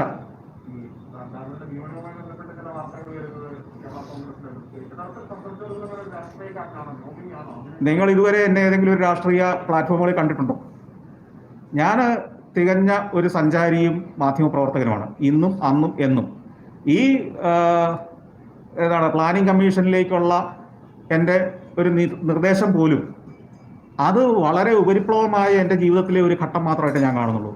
അപ്പോഴും ഒന്നാം സ്ഥാനം എന്നിലെ സഞ്ചാരിക്കും, എന്നിലെ മാധ്യമപ്രവർത്തകനുമായിരിക്കും. ഏത് നിമിഷവും ഞാൻ ഉരിഞ്ഞു കളയുന്ന ഒരു വസ്ത്രം പോലെ മാത്രമാണ് എൻ്റെ സേവനങ്ങൾ, എൻ്റെ അറിവുകൾ കേരള സർക്കാരിലേക്കും കേരള സമൂഹത്തിലേക്കും സംഭാവന ചെയ്യാൻ കിട്ടിയ ഒരു അവസരം മാത്രമായിട്ടേ ഞാൻ ഇതിനെ കാണുന്നുള്ളൂ. അല്ലാതെ എൻ്റെ ഒരു തൊഴിലല്ലത്, എൻ്റെ ഒരു ലക്ഷ്യസ്ഥാനവും അല്ലത്. എൻ്റെ ലക്ഷ്യസ്ഥാനം എൻ്റെ സഞ്ചാരവും എൻ്റെ എക്സ്പ്ലോറേഷനും അത് ലോകത്തിലെ കഴിവതും ആളുകളിലേക്ക് എത്തിക്കുന്ന എൻ്റെ ഒരു മാധ്യമവും അതിൻ്റെ പ്രവർത്തനവും മാത്രമായിരിക്കും. അല്ല, തീർച്ചയായിട്ടും നമുക്ക് ഒരു വസ്ത്രം മുഷിഞ്ഞു കഴിഞ്ഞാൽ പിന്നെ ഊരിയല്ലേ പറ്റൂ. കേരളത്തിന്റെ ടൂറിസം ആണല്ലോ അങ്ങേ പ്ലാനിംഗ് ബോർഡിലേക്ക് ഗവൺമെന്റ് നോമിനേറ്റ് ചെയ്യാനായിട്ട് കാര്യം. ഈ ടൂറിസം ഡെവലപ്മെന്റ്, കേരളത്തിന്റെ ടൂറിസം ഡെവലപ്മെന്റ് അങ്ങേക്ക് ഒരു കാഴ്ചപ്പാട് ഉണ്ടാവില്ല. എന്താണ് ആ കാഴ്ചപ്പാട്? കേരളത്തിന്റെ ടൂറിസം ഡെവലപ്മെന്റിന്റെ കാര്യത്തിൽ എൻ്റെ ഒരു കാഴ്ചപ്പാട്, ഇപ്പോൾ നമുക്കറിയാം നമ്മളുടെ അഭ്യസ്തവിദ്യരായ ആളുകൾക്ക് പോലും ടൂറിസത്തെക്കുറിച്ച് വ്യത്യസ്തമായ ഒരു കാഴ്ചപ്പാട്. എന്ന് വെച്ച് കഴിഞ്ഞാൽ പൂർണ്ണമായ അർത്ഥത്തിൽ അതിനെ മനസ്സിലാക്കിയിട്ടല്ല കരുതുന്നത്. അതായത് ടൂറിസം എന്ന് പറഞ്ഞാൽ ഇങ്ങനെയാണ്. ഇപ്പോൾ ഒരു റിസോർട്ട്, അതിലേക്ക് വരുന്ന കുറേ വിദേശികൾ എവിടെ നിന്നോ വരുന്നു, അവരവിടെ കുറച്ച് ദിവസം എന്തൊക്കെയോ ചെലവഴിക്കുന്നു, എന്നിട്ട് നഗരത്തിലേക്ക് ഒന്ന് ഇറങ്ങിയെങ്കിലായി അവർ ചില തെരുവുകളിലൂടെ നടക്കുന്നത് കാണുന്നു. എന്താണ് ടൂറിസത്തിൽ യഥാർത്ഥത്തിൽ നടക്കുന്നത് എന്ന് നമ്മുടെ സാമാന്യ ജനത്തിന് വലിയ ധാരണയില്ല. അതുകൊണ്ട് തന്നെ ടൂറിസവുമായി ബന്ധപ്പെട്ട റിസോർട്ടുകളോ ഹോട്ടലുകളോ നടത്തുന്നവരെ പൊതുസമൂഹം ഇത്തിരി അകൽച്ചയോടെയാണ് കാണുന്നത്. ഒരു ഒരു ഒരു ഒരു ഇത് നമുക്ക് വേണ്ട ഒരു പ്രസ്ഥാനമല്ല എന്നുള്ള കാഴ്ചപ്പാടായിരുന്നു അടുത്ത കാലം വരെ. എന്നാൽ നമ്മുടെ പൊതുസമൂഹത്തിനും സാധാരണ ജനങ്ങൾക്കും പൗരന്മാർക്കും ടൂറിസത്തിൻ്റെ ബെനിഫിറ്റ് നേരിട്ട് കിട്ടുന്നതായിരിക്കണം യഥാർത്ഥ ടൂറിസം എന്ന് പറയുന്ന എൻ്റെ മനസ്സിലെ കൺസെപ്റ്റ്. അതായത് നമ്മുടെ കേരളത്തിലെ ലോകാത്ഭുതങ്ങളൊന്നും നമുക്ക് എടുത്ത് മുമ്പേക്ക് വെക്കാനുണ്ടാവില്ല. പക്ഷേ നമ്മുടെ സംസ്കാരം, നമ്മുടെ ജീവിത രീതി, നമ്മുടെ ഭക്ഷണ വൈവിധ്യം, നമ്മുടെ പൈതൃകം, നമ്മുടെ ആർക്കിടെക്ചർ, നമ്മളുടെ മനുഷ്യരുടെ വ്യത്യസ്തങ്ങളായ തൊഴിലിടങ്ങൾ, കരകൗശലങ്ങൾ, ഇതെല്ലാം ടൂറിസത്തിന് പ്രത്യേകിച്ച് വിദേശികൾക്ക് മുമ്പിൽ അവതരിപ്പിക്കാവുന്ന പ്രോഡക്റ്റ്സ്. അതിൻ്റെ കാരണം എന്താ വെച്ച് കഴിഞ്ഞാൽ നമുക്കറിയാം നമ്മൾ ഏത് സ്ഥലത്തേക്ക് പോകാനാണ് ആഗ്രഹിക്കുന്നത്. നമ്മുടെ പരിസരത്ത് നമ്മൾ കണ്ടിട്ടില്ലാത്ത തരം ജീവിതം കാണാനാണ് നമ്മൾ എവിടേക്കും പോകുന്നത്. എന്തിനാണ് ആമസോണിലേക്ക് പോയിട്ടുണ്ടോ എന്ന് എന്നോട് ഇച്ചിരി മുമ്പ് ചോദിച്ചു. എന്താണ് ആമസോണിൽ പോയി നമ്മൾ കാണുന്നത്? അവിടെ ദുബായ് പോലത്തെ ഒരു നഗരമല്ല, ആമസോണിലെ ഒരു വിചിത്ര ജീവിതം കാണാനാണ് നമ്മൾ പോകുന്നത്. ആമസോണിലെ ജീവിതങ്ങളുടെ ഏറ്റവും പ്രാകൃതം എന്ന് പറഞ്ഞാൽ പ്രകൃതിയോട് ചേർന്ന് നിൽക്കുന്ന അവരുടെ ജീവിതത്തെയാണ് അവിടെ നമ്മൾ കാണുന്നത്. അവിടേക്ക് ആയിരക്കണക്കിന് ടൂറിസ്റ്റുകൾ പോകുന്നുണ്ടെങ്കിൽ തീർച്ചയായും അവിടുത്തെ ഗോത്ര ജീവിതത്തിന്റെ നേർ ചിത്രങ്ങൾ കാണാൻ വേണ്ടി തന്നെയാണ് പോകുന്നത്. എന്നതുപോലെ കേരളത്തിന്റെ മനുഷ്യരുടെ ജീവിതം വ്യത്യസ്തമാണ്. ഇവിടുത്തെ ഓരോ തൊഴിലിടങ്ങളും, ഇപ്പോൾ ഒരു കയറ് പിരിക്കുന്ന ഒരു കാഴ്ച പോലും ഒരു ഫ്രാൻസിൽ നിന്ന് വരുന്ന ഒരു ടൂറിസ്റ്റിന്, അല്ലെ അമേരിക്കയിൽ നിന്ന് ഓസ്ട്രേലിയയിൽ നിന്ന് വരുന്ന ടൂറിസ്റ്റിന് വ്യത്യസ്തമായ ഒരു കാഴ്ചയാണ്, വ്യത്യസ്തമായ അനുഭവമാണ്. നമ്മുടെ വീട്ടിലെ ഓരോ പലഹാരങ്ങൾ ഉണ്ടാക്കുന്നത് പോലും അവർക്ക് വ്യത്യസ്തമായ ഒരു അനുഭവമാണ്. ഈ അനുഭവങ്ങളെ കുറച്ച് ക്രിയേറ്റീവായിട്ട് അതിനൊരു പ്രൊഫഷണൽ രീതിയിൽ അവതരിപ്പിച്ചാൽ അതൊരു ടൂറിസം പ്രോഡക്റ്റായി. ഇങ്ങനെ നമ്മുടെ ഓരോ ഗ്രാമത്തിലേക്കും ടൂറിസം വളരണം, ടൂറിസം എത്തണം. ഒപ്പം ടൂറിസ്റ്റുകൾക്ക് വന്നാൽ എവിടെ താമസിക്കും? അവർക്ക് KSRTC ബസ് സ്റ്റാൻഡിന്റെ വരാന്തേ കിടന്ന് ഉറങ്ങാൻ പറ്റില്ല. അവർക്ക് അവർ സ്വിറ്റ്സർലൻഡിൽ നിന്നാണ് വരുന്നതെങ്കിൽ സ്വിറ്റ്സർലൻഡിലെ അവരുടെ വീടുകളേക്കാൾ മികച്ച ഒരു അക്കോമഡേഷൻ ഫെസിലിറ്റി ഇവിടെ കൊടുക്കേണ്ടതുണ്ട്. അപ്പോൾ അതിനുള്ള ഫെസിലിറ്റികൾ ഓരോ ഗ്രാമത്തിലും ഈ വീടുകളോടനുബന്ധിച്ചുണ്ടാകുന്ന ഔട്ട് ഹൗസുകൾ ഉണ്ടാക്കാം. ഒപ്പം നല്ല റിസോർട്ടുകളും വേണം നമുക്ക്. റിസോർട്ടുകൾക്ക് എതിരെ നിന്നിട്ട് കാര്യമില്ല. കാരണം നമ്മൾ കാനഡയിലേക്ക് നിങ്ങളൊരു ടൂറിസ്റ്റായിട്ട് പോവുകയാണെങ്കിൽ കനേഡിയൻ വിസയ്ക്ക് അപ്ലൈ ചെയ്താൽ ആദ്യം അവർ ചോദിക്കുന്നത് എന്താണ്? നിങ്ങൾ കാനഡയിൽ വന്നാൽ നിങ്ങളുടെ അക്കോമഡേഷൻ ഏതാണ്? നിങ്ങൾക്ക് വിസ കിട്ടണമെങ്കിൽ ആദ്യം കൊടുക്കേണ്ടത് നിങ്ങൾ താമസിക്കാൻ പോകുന്ന ഹോട്ടലിൻ്റെ അല്ലെങ്കിൽ റിസോർട്ടിൻ്റെ അവർ നിങ്ങളെ അണ്ടർടേക്ക് ചെയ്തോളാം എന്നുള്ള ആ ലെറ്ററാണ്, കൺഫർമേഷൻ ലെറ്ററാണ് കാണിക്കേണ്ടത്. അത് കൊടുത്തെങ്കിലേ ലോകത്ത് ഏത് രാജ്യത്തേക്കും വിസ പോലും കിട്ടും. അപ്പോൾ കേരളത്തിലേക്ക് ടൂറിസ്റ്റുകൾ വരുന്നുണ്ടെങ്കിൽ, ഇപ്പോൾ വരുന്നുണ്ടെങ്കിൽ, ഇതിനു മുമ്പ് വന്നിട്ടുണ്ടെങ്കിൽ അവർ വന്നത് ഈ റിസോർട്ടിൻ്റെ അഡ്രസ്സിൽ അവർ ഇൻവൈറ്റ് ചെയ്തുകൊണ്ട് മാത്രമാണ്, അല്ലാതെ കേരളം കാണാൻ ആരും വന്നിട്ടില്ല. അപ്പോൾ ഒരു ഹോട്ടലുകാരെ നമ്മൾ നാടിൻ്റെ വിരോധികളായി കാണേണ്ടതില്ല. അവർ വഴിയാണ് ഇതുവരെ വന്ന ടൂറിസ്റ്റുകളൊക്കെ ഇവിടെ വന്നത്, അല്ലാതെ വേറെ ഒന്നും കണ്ടിട്ടല്ല. ഈ റിസോർട്ടുകളും ഹോട്ടലുകളും ഈ ഇൻ്റർനാഷണൽ ടൂറിസം ഫെയറുകളിൽ പോയി കേരളത്തിൻ്റെ പ്രോഡക്റ്റിനെ മാർക്കറ്റ് ചെയ്ത് അവർ ക്യാൻവാസ് ചെയ്ത് വന്ന ആളുകളാണ് നമ്മുടെ തെരുവുകളിലൂടെ നടക്കുന്ന ടൂറിസ്റ്റുകളായിട്ട് കാണുന്നത്. അവർ പകല് തെരുവുകളിലൂടെ കാണാൻ വരുന്നുണ്ടെങ്കിലും രാത്രി ആ ഹോട്ടലിൽ പോയി താമസിച്ച് ആ ഹോട്ടലിൻ്റെ വിലാസത്തിലാണ് അവരിവിടെ ജീവിക്കുന്നത്. അപ്പോൾ ഇത്തരം കേന്ദ്രങ്ങൾ നമുക്ക് വേണം. അതിനെ ഒരു പൊതുശത്രുവായി നമ്മൾ സമീപിക്കേണ്ടതില്ല ഇനി. അപ്പോൾ ഇവരെ മാത്രം ആശ്രയിച്ചും പറ്റില്ല. നമ്മളുടെ ഓരോ ഗ്രാമത്തിലും ഓരോ വീട്ടിലെ ഔട്ട് ഹൗസുകളിലും പോലും ടൂറിസ്റ്റുകളെ എത്തിക്കാൻ കഴിയുന്ന രീതിയിൽ സമഗ്രമായ മാറ്റവും വരുത്തേണ്ടതുണ്ട്. ഇതാണ് എൻ്റെ ടൂറിസം കാഴ്ചപ്പാട്.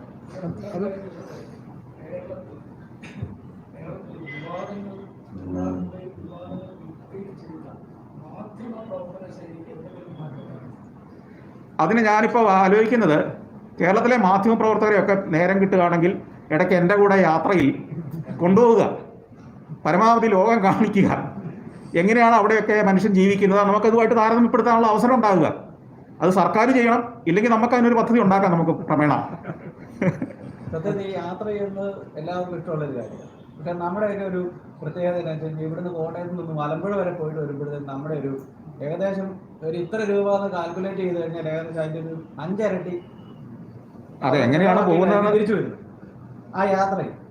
അപ്പോൾ ഇത്രയും ലോകം നടന്ന് കണ്ട് എല്ലാം ഒപ്പിയെടുത്ത ഈ ഒരു ഫിനാൻഷ്യൽ സാമ്പത്തിക അടിത്തറ എങ്ങനെയാണ് ഈ യാത്രകൾക്കൊക്കെ ഉണ്ടാകുന്നത്? ഇത് രണ്ടായിട്ട് കാണണം. ഓക്കെ, കേരളത്തിലെ ഇവിടെ ഇരിക്കുന്ന എല്ലാ മാധ്യമപ്രവർത്തകരും നാളെ ഓരോ ചാനൽ തുടങ്ങും. ഞാൻ സഫാരിയുടെ സാമ്പത്തിക സ്ഥിതിയെ എങ്ങനെയാണ് ഇതൊക്കെ നടക്കുന്നത് എന്നുള്ള രഹസ്യം ഇപ്പോൾ ഇവിടുന്ന് വെളിപ്പെടുത്തിയാൽ. പക്ഷെ സഞ്ചാരത്തിൻ്റെ കാര്യം ഞാൻ പറഞ്ഞാൽ, അതെ സഞ്ചാരത്തിലാണല്ലോ ഞാൻ തുടങ്ങുന്നത്. സഞ്ചാരത്തിൻ്റെ കാര്യം പറഞ്ഞാൽ ഞാൻ പറഞ്ഞല്ലോ, നമ്മൾ ഇതിനെ വ്യത്യസ്തമായ ഒരു ആംഗിളിൽ കാണണം. സഞ്ചാരം ഞാൻ ആരംഭിക്കും 97-ലാണെന്ന് പറഞ്ഞു. 97-ലെ ടെലിവിഷൻ, ദൂരദർശൻ്റെ ഒക്കെ ഡോക്യുമെൻ്ററി ചിത്രീകരിക്കുന്ന കണ്ടിട്ടുള്ള ആളുകൾ ഇവിടെ കാണും. ഒന്ന് ചിന്തിച്ച് നോക്കൂ, അന്നൊരു ഡോക്യുമെൻ്ററി ചിത്രീകരിക്കണമെങ്കിൽ എത്ര ആൾ വേണം?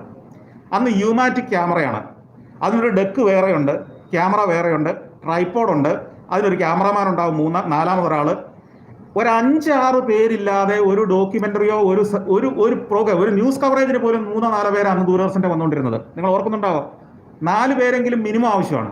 അപ്പോൾ ഈ 4-5 ആളുകളെയും വെച്ച് ഇത്രയും ഹ്യൂജ് സാധനമായിട്ട് ലോകയാത്രകൾ നടത്തി ഒരാൾ പരിപാടി ഉണ്ടാക്കുന്ന പറഞ്ഞാൽ ആരെങ്കിലും വിശ്വസിക്കുമായിരുന്നു? ആ വിശ്വസനീയത എല്ലായിടത്തും ഞാൻ നേരിടേണ്ടി വന്നിട്ടുണ്ട്.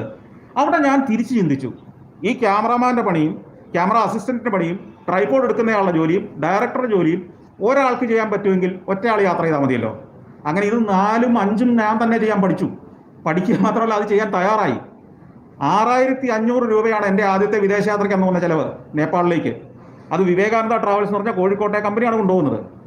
വെറും 6500 രൂപയ്ക്ക് ഞാൻ 5 എപ്പിസോഡ് എടുത്തിട്ടാണ് തിരിച്ചു വന്നത്.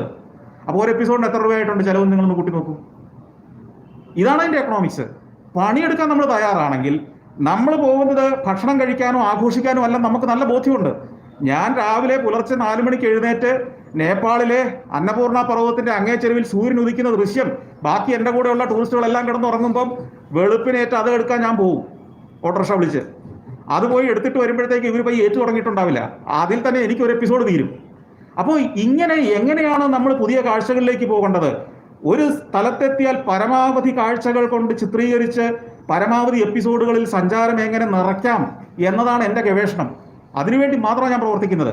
അപ്പോൾ അല്ലാതെ ഇതിനകത്ത് ഒരു രഹസ്യവും ഇല്ല. കാരണം എൻ്റെ സ്ഥാപനത്തിൽ ജോലി ചെയ്യുന്ന ധാരാളം ആളുകളുണ്ട്. അവരൊക്കെ പിന്നീട് ചാനലിൽ നിന്നാണെങ്കിൽ മറ്റ് ചാനലുകളിലേക്ക് ചെന്നിട്ടുണ്ട്. അവരോടൊക്കെ ചോദിച്ചാൽ അറിയാവുന്നുള്ളൂ അവിടുത്തെ രഹസ്യം എന്താണെന്ന്. അതൊക്കെ തുറന്ന പ്രസവമാണ്. അപ്പൊ വേറെ രഹസ്യമൊന്നുമില്ല. പിന്നെ രണ്ട്, ഇന്നും നിങ്ങൾക്കറിയാം ബ്ലോഗേഴ്സായ പിള്ളേര് സൈക്കിളിൽ ഇന്ത്യ മുഴുവൻ കറങ്ങിയിട്ട് വന്നവന്മാരില്ലേ,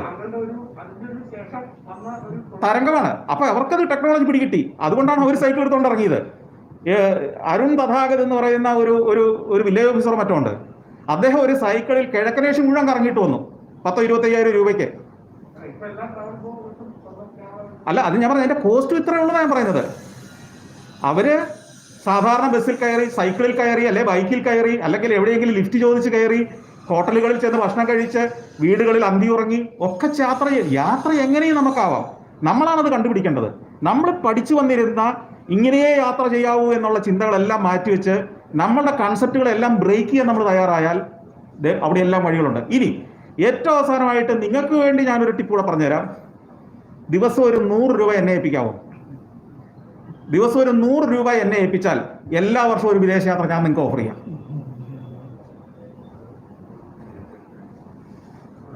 ആ 100 രൂപ ഉണ്ടാക്കാനുള്ള വിദ്യ ഞാൻ ഇത് കഴിഞ്ഞിട്ട് പറഞ്ഞുതരാം.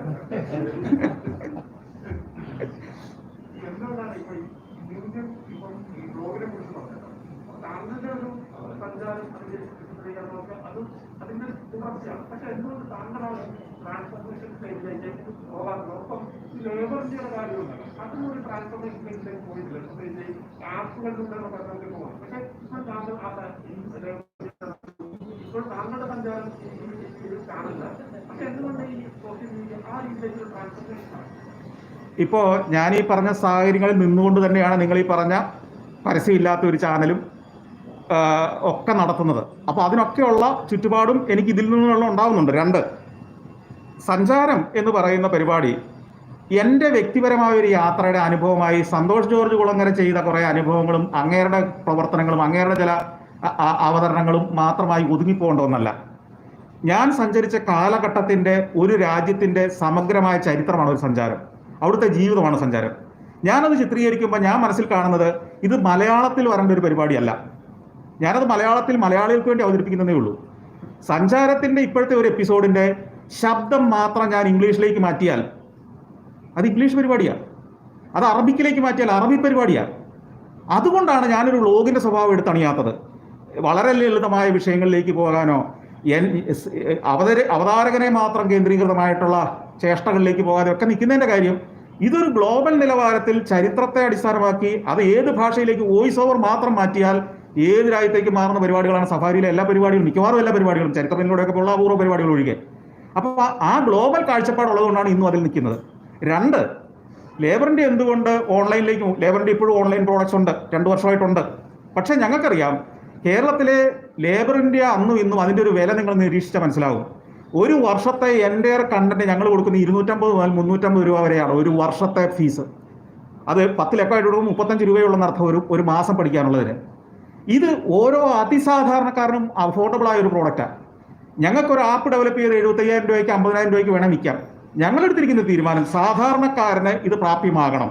ഞങ്ങളുടെ ഓൺലൈൻ പ്രോഡക്റ്റ് പോലും ഈ പ്രിന്റഡ് മാഗസിനേക്കാൾ കുറഞ്ഞ വിലയ്ക്കാണ് ഞങ്ങൾ കൊടുക്കുന്നത്. ഞങ്ങളെ വളർത്തിയെടുത്തതും ഞാൻ പറഞ്ഞല്ലോ, ഇതൊരു പ്രസംഗത്തിന് വേണ്ടി പറയുന്നതല്ല, ഞാനിത് ചോദിച്ചുകൊണ്ട് മാത്രം പറയുന്നതാണ്.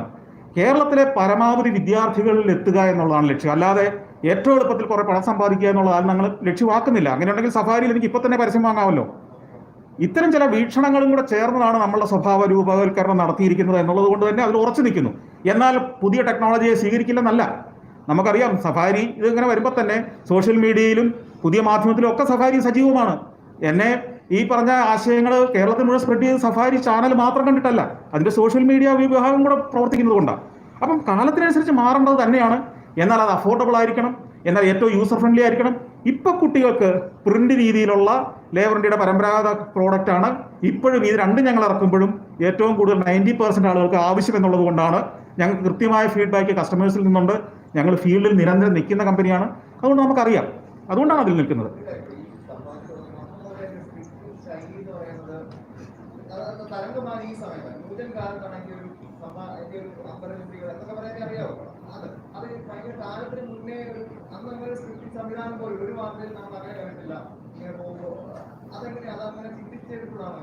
അല്ല, അതങ്ങനെ രൂപം കൊണ്ടുവന്നത് തീർച്ചയായിട്ടും ഇതെല്ലാം നമ്മൾ ചിന്തിച്ചെടുക്കുന്നത് തന്നെയാണല്ലോ. ഇതെങ്ങനെ ഓരോ ഷോട്ടും എടുക്കണം, എങ്ങനെ എഡിറ്റ് ചെയ്യണം, അതിനെന്ത് വിവരിക്കണം എന്ന് നമ്മൾ തീർച്ചയായ പ്ലാനുണ്ട്. അത് ഇപ്പം നമ്മൾ ചില കാര്യങ്ങൾ അന്നേരത്തെ നമ്മളുടെ ഒരു നിരീക്ഷണത്തിൽ നിന്ന് ഇത് കാലത്തെ അതിജീവിക്കണം, ഇത് നാളെ മറ്റൊരു രാജ്യക്കാർ കണ്ടാലും ഇങ്ങനെ ആവണം. ഇപ്പം ഞാൻ 130 രാജ്യത്ത് പോയെന്ന് കഥ പറയുമ്പോൾ മറ്റൊരു കാര്യം, ആളുകൾ അധികം ചിന്തിക്കാത്ത കുറേ കാര്യങ്ങളുണ്ട് ഇതിനകത്ത്. ഞാൻ ഈ 130 രാജ്യങ്ങളിൽ എത്രയോ തവണ പലയിടത്തും, അമേരിക്കയിലൊക്കെ 15 തവണ മറ്റേ പോയി. അപ്പോൾ ഈ 130 രാജ്യത്തല്ല പോയത്, അവിടെയൊക്കെ പലതവണ പോകുന്നു, പല സ്ഥലങ്ങളിൽ പോകുന്നു. ഇവിടെയൊക്കെ ഞാൻ എത്രയോ ഹോട്ടലുകളിൽ അന്തി ഉറങ്ങിയിട്ടുണ്ട്. എൻ്റെ ഈ യാത്ര മുഴുവൻ ഹോട്ടലുകളിലാണല്ലോ എത്തിച്ചേരുക അവസാനം രാത്രി. ഈ ഹോട്ടലുകളിലെല്ലാം ലോകത്തിലെ 130 രാജ്യത്തെ ഞാൻ ചെന്നാൽ ഒരു കുളി കഴിഞ്ഞാൽ, രാത്രി വൈകിയായിരിക്കും ചെല്ലുന്നെങ്കിൽ പോലും കുളി കഴിഞ്ഞാൽ ഞാൻ ആദ്യം ചെയ്യുന്ന അവിടുത്തെ ടെലിവിഷൻ ഓൺ ചെയ്യില്ല. ആ ടെലിവിഷനിലെ TV സ്ക്രീനിൽ എത്ര ചാനലുകൾ അവിടെ ഉണ്ടെന്നാണ് ഞാൻ പഠിക്കുന്നത്.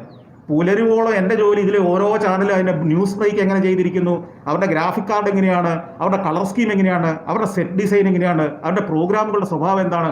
ഈ കഴിഞ്ഞ 24 കൊല്ലവും ഞാൻ ഇത് പഠിച്ചുകൊണ്ടിരിക്കുക നിരന്തരം. അപ്പോൾ എനിക്ക് തോന്നുന്ന കേരളത്തിലോ ഇന്ത്യയിലോ തന്നെ ഏറ്റവും കൂടുതൽ ലോകത്തിലെ ടെലിവിഷൻ ചാനൽ കണ്ടിട്ടുള്ള ഒരാൾ ഞാനായിരിക്കും. ഇതിൽ നിന്നൊക്കെ എനിക്ക് പല ആശയങ്ങളും ലഭിക്കുന്നുണ്ട്. നാളത്തെ ലോകം എങ്ങനെയായിരിക്കും, ടെലിവിഷൻ തന്നെ എങ്ങനെയായിരിക്കും നമുക്കറിയാം. ഈ അനുഭവങ്ങൾ ചേർന്നാണ് നമ്മൾ സഞ്ചാരത്തെ രൂപപ്പെടുത്തുന്നതിന്. ഇതിനെ അതിജീവിക്കണം, അതുകൂടെ നമ്മുടെ വീക്ഷണത്തിന്റെ ഭാഗമാണ്. ഇല്ല, വിമർശനം ആദ്യം അധികം പേര് കണ്ടിരുന്നില്ല എന്നുള്ളത് കൊണ്ടായിരിക്കാം വിമർശനം കുറഞ്ഞിരുന്നത്. ആളുകൾക്ക് ഏഷ്യാനെറ്റിലെ ആദ്യം തുടങ്ങുന്ന സമയത്ത് ഒരു സൺഡേ 10:30 എന്ന് പറയുന്നത് അത്ര പ്രാധാന്യമുള്ളൊരു സമയമായിരുന്നില്ല. പക്ഷെ ക്രമേണ ആ സമയത്തിന് വേണ്ടി കുറേ ആളുകളുണ്ടായി. സഫാരിയുടെ ഒരു എക്സ്ക്ലൂസീവ് പ്രേക്ഷകരാണ് പിന്നീട് സഞ്ചാരത്തിൻ്റെ ഒരു എക്സ്ക്ലൂസീവ് പ്രേക്ഷകർ അവിടെ ഉണ്ടായത്. ആ സമയത്ത് ഉണർന്നെഴുന്നേറ്റുകയും ആ സമയത്ത് ടിവിയുടെ മുമ്പിലാവുകയും ചെയ്ത ഒരു പ്രത്യേക കമ്മ്യൂണിറ്റി ഉണ്ടായി. ആ കമ്മ്യൂണിറ്റി അവരുടെ മക്കളിലേക്ക് ഇപ്പോൾ എത്തിയിരിക്കുന്നു. അവരെയാണ് ഇപ്പോൾ വളർന്ന് ഈ പറഞ്ഞ ഒരു സഫാരി പ്രേക്ഷകരായി മാറിയിരിക്കുന്നത്. അതെ, ഈ സ്ക്രിപ്റ്റ് എൻ്റെ മനസ്സിലുണ്ട്. കാരണം ഞാൻ യാത്രയ്ക്ക് പുറപ്പെടുന്നതിന് മുമ്പ് തന്നെ കൃത്യമായ ഒരു പദ്ധതിയിലാണ് യാത്ര ചെയ്യുന്നത്. അല്ലാതെ ഒന്നും ആകസ്മികമായിട്ട് അവിടെ സംഭവിക്കുന്നില്ല. ഇപ്പം ഞാൻ എയർപോർട്ടിൽ നിന്ന് പുറത്തിറങ്ങുമ്പോൾ അവിടെ ഒരു ടാക്സി കാണുന്നുണ്ടെങ്കിൽ അത് നേരത്തെ ഞാൻ വിളിച്ച് പറഞ്ഞ് അല്ലെങ്കിൽ അവിടെ അറേഞ്ച് ചെയ്തിരിക്കും, അല്ലാതെ ചിലപ്പോൾ കിട്ടില്ല. എന്നാൽ അല്ലാതെ സംഭവിക്കും, ചിലയിടത്ത് ചെന്നിട്ട് ടാക്സി വിളിക്കേണ്ടി വരുന്ന സാഹചര്യങ്ങൾ ഉണ്ടാകുന്നുണ്ട്. അത് അങ്ങനെ തന്നെ നമ്മൾ പറയാറുണ്ട്. അപ്പോൾ ഓരോ കാര്യത്തും നമ്മുടെ മനസ്സിലുണ്ട്. ആദ്യം നമ്മൾ വൈറ്റ് ഹൗസിലേക്ക് പോവുകയാണെങ്കിൽ വൈറ്റ് ഹൗസിൽ ഇങ്ങനെ, അപ്പം ഞാൻ ഷൂട്ട് ചെയ്യുമ്പോൾ തന്നെ ആ സ്ക്രിപ്റ്റിൽ അവിടെ പറയേണ്ടത് എന്താണെന്ന് എൻ്റെ മനസ്സിലുണ്ട്. അതിന് എത്ര ലെങ്തുള്ള ഷോട്ട് വേണം, അത് എങ്ങനെ ഒരു ഷോട്ട് വേണം, അവിടെ ഇപ്പോൾ പ്രസിഡന്റിൻ്റെ ഓവൽ ഓഫീസ് എന്ന് പറഞ്ഞ് ഷൂട്ട് ചെയ്യുമ്പോൾ എന്താണ് അവിടെ പറയേണ്ട കഥകൾ, അവിടെ ഇരുന്നു കൊണ്ട് നടന്ന പ്രധാന സംഭവങ്ങൾ എന്താണ്, വേൾഡ് വാർ 2 അവിടെ ഇരുന്നുകൊണ്ട് തീരുമാനങ്ങൾ എടുത്തത്, അഫ്ഗാൻ യുദ്ധത്തിൽ അവിടെ ഇരുന്നുകൊണ്ട് ജോർജ് ബുഷ് എടുത്ത തീരുമാനങ്ങൾ, വേൾഡ് ട്രേഡ് സെന്റർ തകർന്നു വീണപ്പോൾ ഇതിനകത്ത് എന്താ സംഭവിച്ചു, ഇതൊക്കെ എനിക്ക് പറയണം. അത്രയും പറയണമെങ്കിൽ ഇത്രയേറെ ഷോട്ടുകൾ വേണം. അവിടെ ഈ കസേരയെ എത്ര തവണ സൂം ചെയ്യണം, സൂം ബാക്ക് ചെയ്യണം, ഇതൊക്കെ നമ്മുടെ മനസ്സിലുണ്ട്. അപ്പോൾ ഒരു അൺറിട്ടൺ സ്ക്രിപ്റ്റ് മനസ്സിലുണ്ട്. ഈ സ്ക്രിപ്റ്റാണ് ഇവിടെ വന്നിട്ട് നമ്മൾ വീണ്ടും എഡിറ്റ് ചെയ്യുക. ആ സ്ക്രിപ്റ്റിനെ മനസ്സിൽ വെച്ചുകൊണ്ടാണ് നമ്മൾ എഡിറ്റ് ചെയ്യുന്നത് ഞാൻ തന്നെയാണ്. കാരണം ഈ വിഷ്വൽസ് ഏത് ക്രമത്തിൽ വരണമെന്നൊന്നും വേറൊരാൾക്ക് അറിയില്ലാത്തതുകൊണ്ട്. അതിനുശേഷമാണ് സ്ക്രിപ്റ്റ് ഉണ്ടാക്കുന്നത്.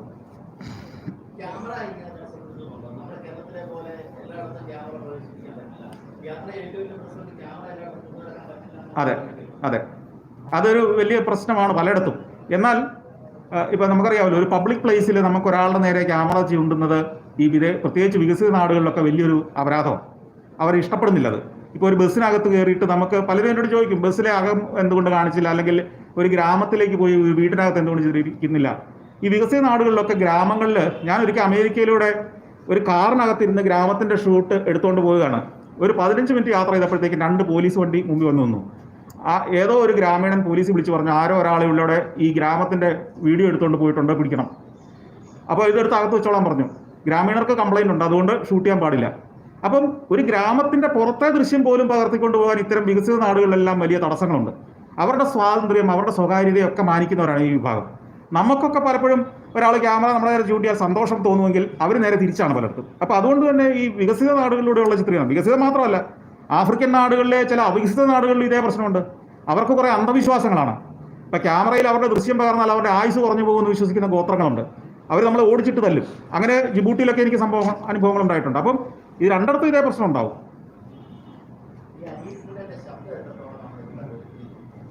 അതിനൊരു ബ്രാൻഡ് ഉണ്ടാക്കാൻ സഹായിച്ചിട്ടുണ്ട്, അതിൻ്റെ ഒരു ഐഡന്റിറ്റി ഉണ്ടാക്കാൻ സഹായിച്ചിട്ടുണ്ട്. അത് പിന്നെ ഈ പറഞ്ഞ പോലെ ആ ശബ്ദത്തിൽ നിന്ന് മാറണമെന്ന് ആഗ്രഹിക്കുന്ന ചിലരുണ്ട്, ആ ശബ്ദം തന്നെയാണ് അതിൻ്റെ ഹൈലൈറ്റ് എന്ന് ആഗ്രഹിക്കുന്ന ഒത്തിരി ആൾക്കാരും ഉണ്ട്. പിന്നെ എൻ്റെ കൂടെയുള്ള ടീമിനെ പരമാവധി ഞാൻ അവരുടെ തുടക്കം മുതലുള്ള ടീമാണ്, അവരോട് ചേർന്നാണ് സഞ്ചാരവും സഫാരിയും ഒക്കെ. ഏതാ അല്ലെ ട്രോളുകൾ എന്ന് പറയുന്നത്, ഞാൻ ട്രോളുകൾ എന്നെക്കുറിച്ചുള്ളത് മാത്രമല്ല മൊത്തത്തിലുള്ള ട്രോളുകളെ ഭയങ്കരമായിട്ട് ആസ്വദിക്കുന്ന ഒരാളാണ്. കാരണം മലയാളിയുടെ ക്രിയേറ്റിവിറ്റിയുടെ ഏറ്റവും നല്ല ഉദാഹരണം അതാ. അതായത് മലയാളിയുടെ ചിന്താശേഷിയുടെ ഏറ്റവും നല്ല ഉദാഹരണങ്ങൾ എവിടെയാണെന്ന് വെച്ച് കഴിഞ്ഞാൽ ഗംഭീരനായ ട്രോളുകൾ. ഇത്രയും ചിന്തിക്കാനുള്ള നിമിഷ നേരം കൊണ്ടാണ് ഇതിൽ വ്യത്യസ്തമായ ഒരു കാഴ്ചപ്പാടിനെ ചില പടങ്ങളിലൂടെ, ചില വരകളിലൂടെ, ചില കമന്റുകളിലൂടെ അവതരിപ്പിക്കുന്നത്. അത് അസാധ്യ ബ്രില്യൻസ് ഉള്ളവർക്ക് മാത്രം പറ്റുന്നൊരു കാര്യമാണ്. അതിൽ ഞാൻ വരെയായെങ്കിൽ നന്നായി എന്നതേ എനിക്ക് തോന്നിയിട്ടുള്ളൂ. കാരണം അതൊരു വലിയ അനുഭവമാണ്. പ്ലാനിംഗ് ബോർഡ് അംഗം എന്നതിലൊരു ചോദ്യം ചോദിക്കുകയാണ്. ഇപ്പോൾ നമ്മൾ ടൂറിസം ഡെവലപ്പ് ചെയ്യണമെന്ന് നമ്മൾ പറയുന്നുണ്ട്. അത് ഒരു പോസിറ്റീവായിട്ടുള്ള കാര്യമാണ്. എത്രമാത്രം ഇതിനകത്ത് ഇൻകം ജനറേറ്റ് ചെയ്ത് ഗവൺമെൻറ്റിനും അതുപോലെ നാട്ടുകാർക്കും പ്രയോജനം കിട്ടും എന്നുള്ള ഒരു ആസ്പെക്റ്റിൻ്റെ സാറിൻ്റെ ഒരു കാഴ്ചപ്പാടില്ല. ടൂറിസത്തിൻ്റെ നമ്മൾ ഒരു ഇപ്പോഴും ടൂറിസം ആസ്വദിക്കുന്നതിൻ്റെ പോയിന്റ് ഓഫ് വ്യൂവിൽ കാഴ്ചകളെ കാണുന്ന ആളാണ്. അതായത് ടൂറിസത്തെക്കുറിച്ച് പറയുമ്പോൾ എല്ലാവരും, എനിക്ക് തോന്നിയിട്ടുള്ള നമ്മൾ ജനപ്രതിനിധികളോട് സംസാരിക്കുമ്പോൾ പോലും അവർ ചിന്തിക്കുന്നത് കുറേ ആളുകൾ വരുന്നു, കാണുന്നു, ഫോട്ടോ എടുക്കുന്നു, ഭക്ഷണം കഴിക്കുന്നു, തിരിച്ചു പോകുന്നു. ഇതല്ല ടൂറിസം കൊണ്ട് ഞാൻ ഉദ്ദേശിക്കുന്നത്. ടൂറിസം കൊണ്ട് കേരളത്തിലേക്ക് എത്ര പണം വന്നു എന്നുള്ളതാണ് ടൂറിസം കൊണ്ടുള്ള ഉദ്ദേശം. ടൂറിസം വ്യവസായമാണ്. നമുക്ക് പരമാവധി ആളുകളെ ആകർഷിക്കുകയും അവരിവിടെ വന്ന് പരമാവധി പണം ചെലവഴിക്കുകയും ചെയ്യണം. അത് കഴിയുമെങ്കിൽ പരമാവധി വിദേശികളായിരിക്കണം. അത് സാധ്യമല്ലെങ്കിൽ നമുക്ക് വേണ്ടത് അന്യ സംസ്ഥാനക്കാരെങ്കിലും ആയിരിക്കണം. ഏറ്റവും അവസാനത്തെ പ്രയോറിറ്റിയാണ് ശരിക്കും പറഞ്ഞാൽ നമ്മൾ യാത്ര ചെയ്യുന്നതുകൊണ്ട് ടൂറിസത്തിൽ ഉണ്ടാകുന്ന ഗുണം. കാരണം നമ്മൾ ഏറ്റവും ചിലവ് ചുരുക്കി യാത്ര ചെയ്യാൻ ഇഷ്ടപ്പെടുന്നവരായിരിക്കും. ചെലവ് ചുരുക്കി യാത്ര ചെയ്യുന്നവരാണോ, ചെലവാക്കി യാത്ര ചെയ്യുന്നവരാണോ ഒരു നാട്ടിലെ ടൂറിസം ഇൻഡസ്ട്രിക്ക് സംഭാവന ചെയ്യുന്നത്? തീർച്ചയായും പണം ചെലവഴിക്കുന്നവർ. അവരിൽ നിന്നാണ് കേരളത്തിന് ഗുണം ഉണ്ടാവുക. കേരളത്തിലേക്ക് പണം വരേണ്ട ഒരു ഇൻഡസ്ട്രി ആയിട്ട് ടൂറിസത്തെ കാണണം. എന്നാൽ അതിന് ക്രിയേറ്റിവിറ്റിയുടെ വലിയൊരു സപ്പോർട്ട് ആവശ്യമാണ്. സംസ്കാരത്തെ ബാധിക്കാൻ പാടില്ല, ബാധിക്കില്ല, അത് ഉറപ്പാണ്. കാരണം നമ്മളാണ് ഡിസൈൻ ചെയ്യേണ്ടത് എങ്ങനെയാണ് ടൂറിസം വേണ്ടത്. കലാരൂപങ്ങളെ എങ്ങനെ അവതരിപ്പിക്കണം, നമ്മുടെ പൈതൃകത്തെ എങ്ങനെ ഷോക്കേസ് ചെയ്യണം, നമ്മളുടെ ഫുഡിനെ എങ്ങനെ അവതരിപ്പിക്കണം, നമ്മളുടെ ആർക്കിടെക്ചറിനെ എങ്ങനെ അവരുടെ മുമ്പിൽ അവതരിപ്പിക്കണം, ഇതൊക്കെ നമ്മളാണ് തീരുമാനിക്കുന്നത്. അതിൽ നിന്ന് പണം വന്നെങ്കിൽ മാത്രമേ ടൂറിസം ഇൻഡസ്ട്രിയായി നിലനിൽക്കുകയുള്ളൂ.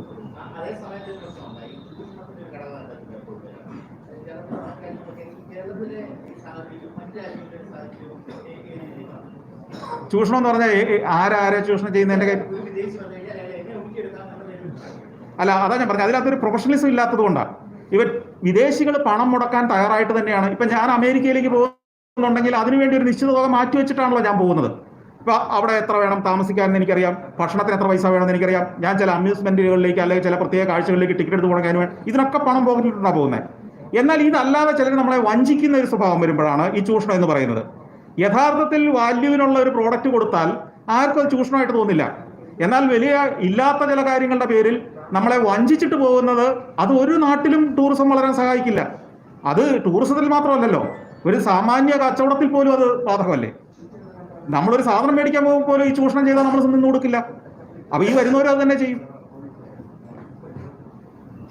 ഈ എസ്കേപ്പലക്കാരുടെ സഞ്ചാരമായിട്ട് ഒക്കെ കണ്ടു വളർന്ന ഒരു കേരള സംസ്കാരത്തിൽ നിന്നാണ് സഞ്ചാരം എന്ന് പറയുന്നൊരു വിഷ്വലി ഇമ്പാക്റ്റ് ഉള്ള ഒരു ഒരു പക്ഷേ സന്തോഷം കുളങ്ങരയുടെ ഒപ്പം തന്നെ പോകുന്ന ഒരു നരേറ്റീവായിട്ടുള്ള ആ ഒരു ഇതിലേക്ക് സംസ്കാരത്തെ കൊണ്ടുവന്നു. വായന അല്ലെന്നുണ്ടെങ്കിൽ എത്രത്തോളം സ്വാധീനിച്ചിട്ടുണ്ട്? വായനയാണ് എന്നെ ഇപ്പോഴത്തെ ഈ ഒരു നിമിഷം വരെ വിജയിപ്പിച്ച് നിർത്തിയിട്ടുണ്ടെങ്കിൽ അതിൻ്റെ ഘടകം. കാരണം നമ്മുടെ ഇമാജിനേഷൻ്റെ പവർ വർദ്ധിച്ചത്, നമ്മൾ കാണാത്ത ഒരു നാട്ടിനെ മനസ്സിൽ സ്വപ്നം കാണാൻ പഠിപ്പിച്ചത് ഒക്കെ ഈ എഴുത്തുകാർ ഹൈസ്കൂൾ കാലഘട്ടത്തിലും കോളേജ് വിദ്യാഭ്യാസ കാലഘട്ടത്തിലും ധാരാളമായി വായിച്ചു തീർത്ത പുസ്തകങ്ങളും ചരിത്ര പുസ്തകങ്ങളും. എനിക്ക് ഈ ബയോഗ്രഫികൾ വളരെ ഇഷ്ടമായിരുന്നു. ഫ്രീഡം അറ്റ് മിഡ്നൈറ്റ് പോലെ ചരിത്രവും കൂടെ ചേർന്ന കുറച്ച് ഫിക്ഷൻ്റെ എലമെൻ്റ് ഉള്ള പുസ്തകങ്ങൾ എനിക്കിഷ്ടമായിരുന്നു. ഇതൊക്കെ എൻ്റെ സഞ്ചാരത്തിൽ നിങ്ങൾക്ക് അത് പ്രതിഫലനം കിട്ടും. കാരണം ഈ ചരിത്രത്തോടുള്ള താല്പര്യം, ചരിത്രത്തിൽ മനുഷ്യനെ ഹൃദയത്തെ സ്പർശിക്കുന്ന, കരയിക്കുന്ന, പൊട്ടിക്കരയിക്കുന്ന സംഭവങ്ങളുണ്ട് എന്നെ പഠിപ്പിച്ച ഇത്തരം പുസ്തകങ്ങളൊക്കെ തന്നെയാണ്. അപ്പോൾ നമ്മൾ വെറുതെ ഡ്രൈ ആയിട്ടുള്ളൊരു ചരിത്രമായി കണ്ടതൊന്നും അല്ല ചരിത്രമൊന്നും. അവിടെ മനുഷ്യന്റെ ജീവിതം ഉണ്ടെന്നും നമ്മളെപ്പോലുള്ള സാധാരണ മനുഷ്യർ അവിടെ വെന്തുരുകിയാണ് ഈ ചരിത്രം സൃഷ്ടിച്ചതെന്നും നമ്മൾ തിരിച്ചറിയുമ്പോഴാണ് ചരിത്രത്തെ നമ്മൾ സ്നേഹിക്കാൻ തുടങ്ങുന്നത്.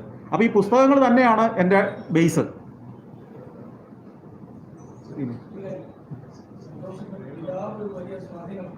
തീർച്ചയായിട്ടും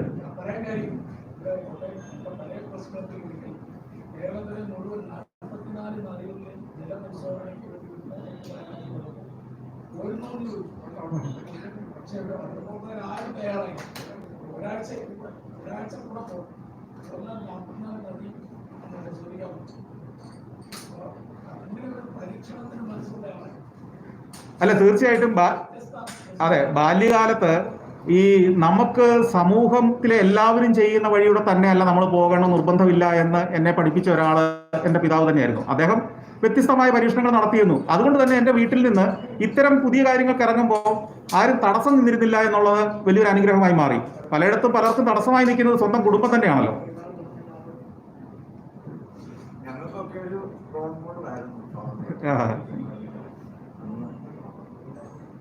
സാറിനോട് ഒരു റിക്വസ്റ്റ് കൂടെ ഉണ്ട്. സാറ് ബഹിരാകാശത്ത് യാത്ര കഴിഞ്ഞ് തിരികെ ഒരു അസ്ട്രോണമായിട്ട് തിരിച്ചെത്തിക്കഴിയുമ്പോൾ പ്രസ് ക്ലബ്ബിൽ തീർച്ചയായിട്ടും എത്തണം. അന്ന് ബഹിരാകാശ അനുഭവങ്ങൾ ഞങ്ങളുമായി പങ്കുവയ്ക്കണമെന്നൊരു ആഗ്രഹമുണ്ട്. തീർച്ചയായിട്ടും പോയി കഴിഞ്ഞ് തിരിച്ചു വന്നാലുടൻ തന്നെ ഞങ്ങളുടെ ആതിഥേയത്വം സ്വീകരിക്കണമെന്ന് ഞാൻ അഭ്യർത്ഥിക്കുന്നു. ഞാനിപ്പോൾ പെട്ടെന്നൊരു തമാശയാണ് ഓർമ്മ വന്നത്. പ്രസിഡന്റ് ഇത് പറഞ്ഞപ്പോൾ ഞാൻ ഈ സ്പേസ് ടൂറിസ്റ്റിന് തിരഞ്ഞെടുക്കപ്പെട്ട നാളുകളിൽ എനിക്കൊരു അവാർഡ് കിട്ടി. ഫിലിം ക്രിറ്റിക്സ് അസോസിയേഷൻ്റെ ഒരു അവാർഡായിരുന്നു. നമ്മുടെ തെക്കൻകാട് സാറൊക്കെ ഉണ്ടായിരുന്ന സംഘടനയാണ്. അപ്പോൾ അതിന് സമ്മാനം തന്നത് തിരുവനന്തപുരത്ത് വെച്ചിട്ടാണ്. അപ്പോൾ അവിടെ ഈ അവാർഡ് കൊടുക്കുമ്പോൾ എൻ്റെ പേര് വായിക്കുന്നതിന് മുമ്പ് ഒരു സംവിധായകൻ പെട്ടെന്ന് ചാടി ഏറ്റുപണത് പറഞ്ഞു, ഇദ്ദേഹത്തിന് ഈ ടെലിവിഷൻ പരിപാടിക്കുള്ള അവാർഡ് മാത്രമല്ല ഇന്ന് നമ്മൾ ആദരിക്കുന്നത്, പകരം ഇദ്ദേഹം ഇന്ത്യയിൽ നിന്നുള്ള ഒരു സ്പേസ് ടൂറിസ്റ്റായി മാറിയിരിക്കണം, അതിലൂടെയുള്ള ആദരവ് ഇപ്പം നമ്മളിവിടെ കൊടുക്കണം. എന്നിട്ട് അദ്ദേഹം ഒരു വാക്കുകൂടെ കൂട്ടിച്ചേർത്തു, ഇന്ന് നമ്മളിപ്പോൾ ഒരുങ്ങിയിട്ടില്ല, പക്ഷെ ഇദ്ദേഹം സ്പേസിൽ പോയിട്ട് തിരിച്ചു വരികയാണെങ്കിൽ നിർബന്ധമായിട്ട് നമ്മുടെ ഒരു പരിപാടി ഇവിടെ നടത്തിയിരിക്കണം എന്ന് അദ്ദേഹം പ്രസംഗിക്കുകയുണ്ടായി. എന്ന് പറഞ്ഞ പോലെ തീർച്ചയായിട്ടും ഞാനിവിടെ ഉണ്ടാവും, വരും. ആദ്യത്തെ ഒരു സ്ഥലം ഇത് തന്നെയായിരിക്കും. Thank you very much.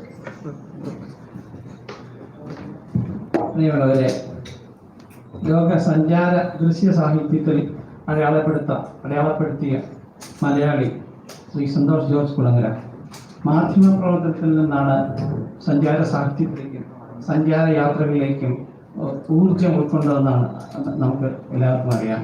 കോട്ടയത്ത് അദ്ദേഹം പറഞ്ഞുകൊണ്ട് തന്നെ സപ്ലിമെന്റ് എന്ന് പറയുന്ന ദിനപത്രം അദ്ദേഹം നടത്തിയിരുന്നു. വളരെ നാളുകളോളം കോട്ടയത്തെ ഒരു വാർത്താ സോഴ്സായി തന്നെ പ്രവർത്തിച്ചു. അതിനുശേഷമാണ് അദ്ദേഹം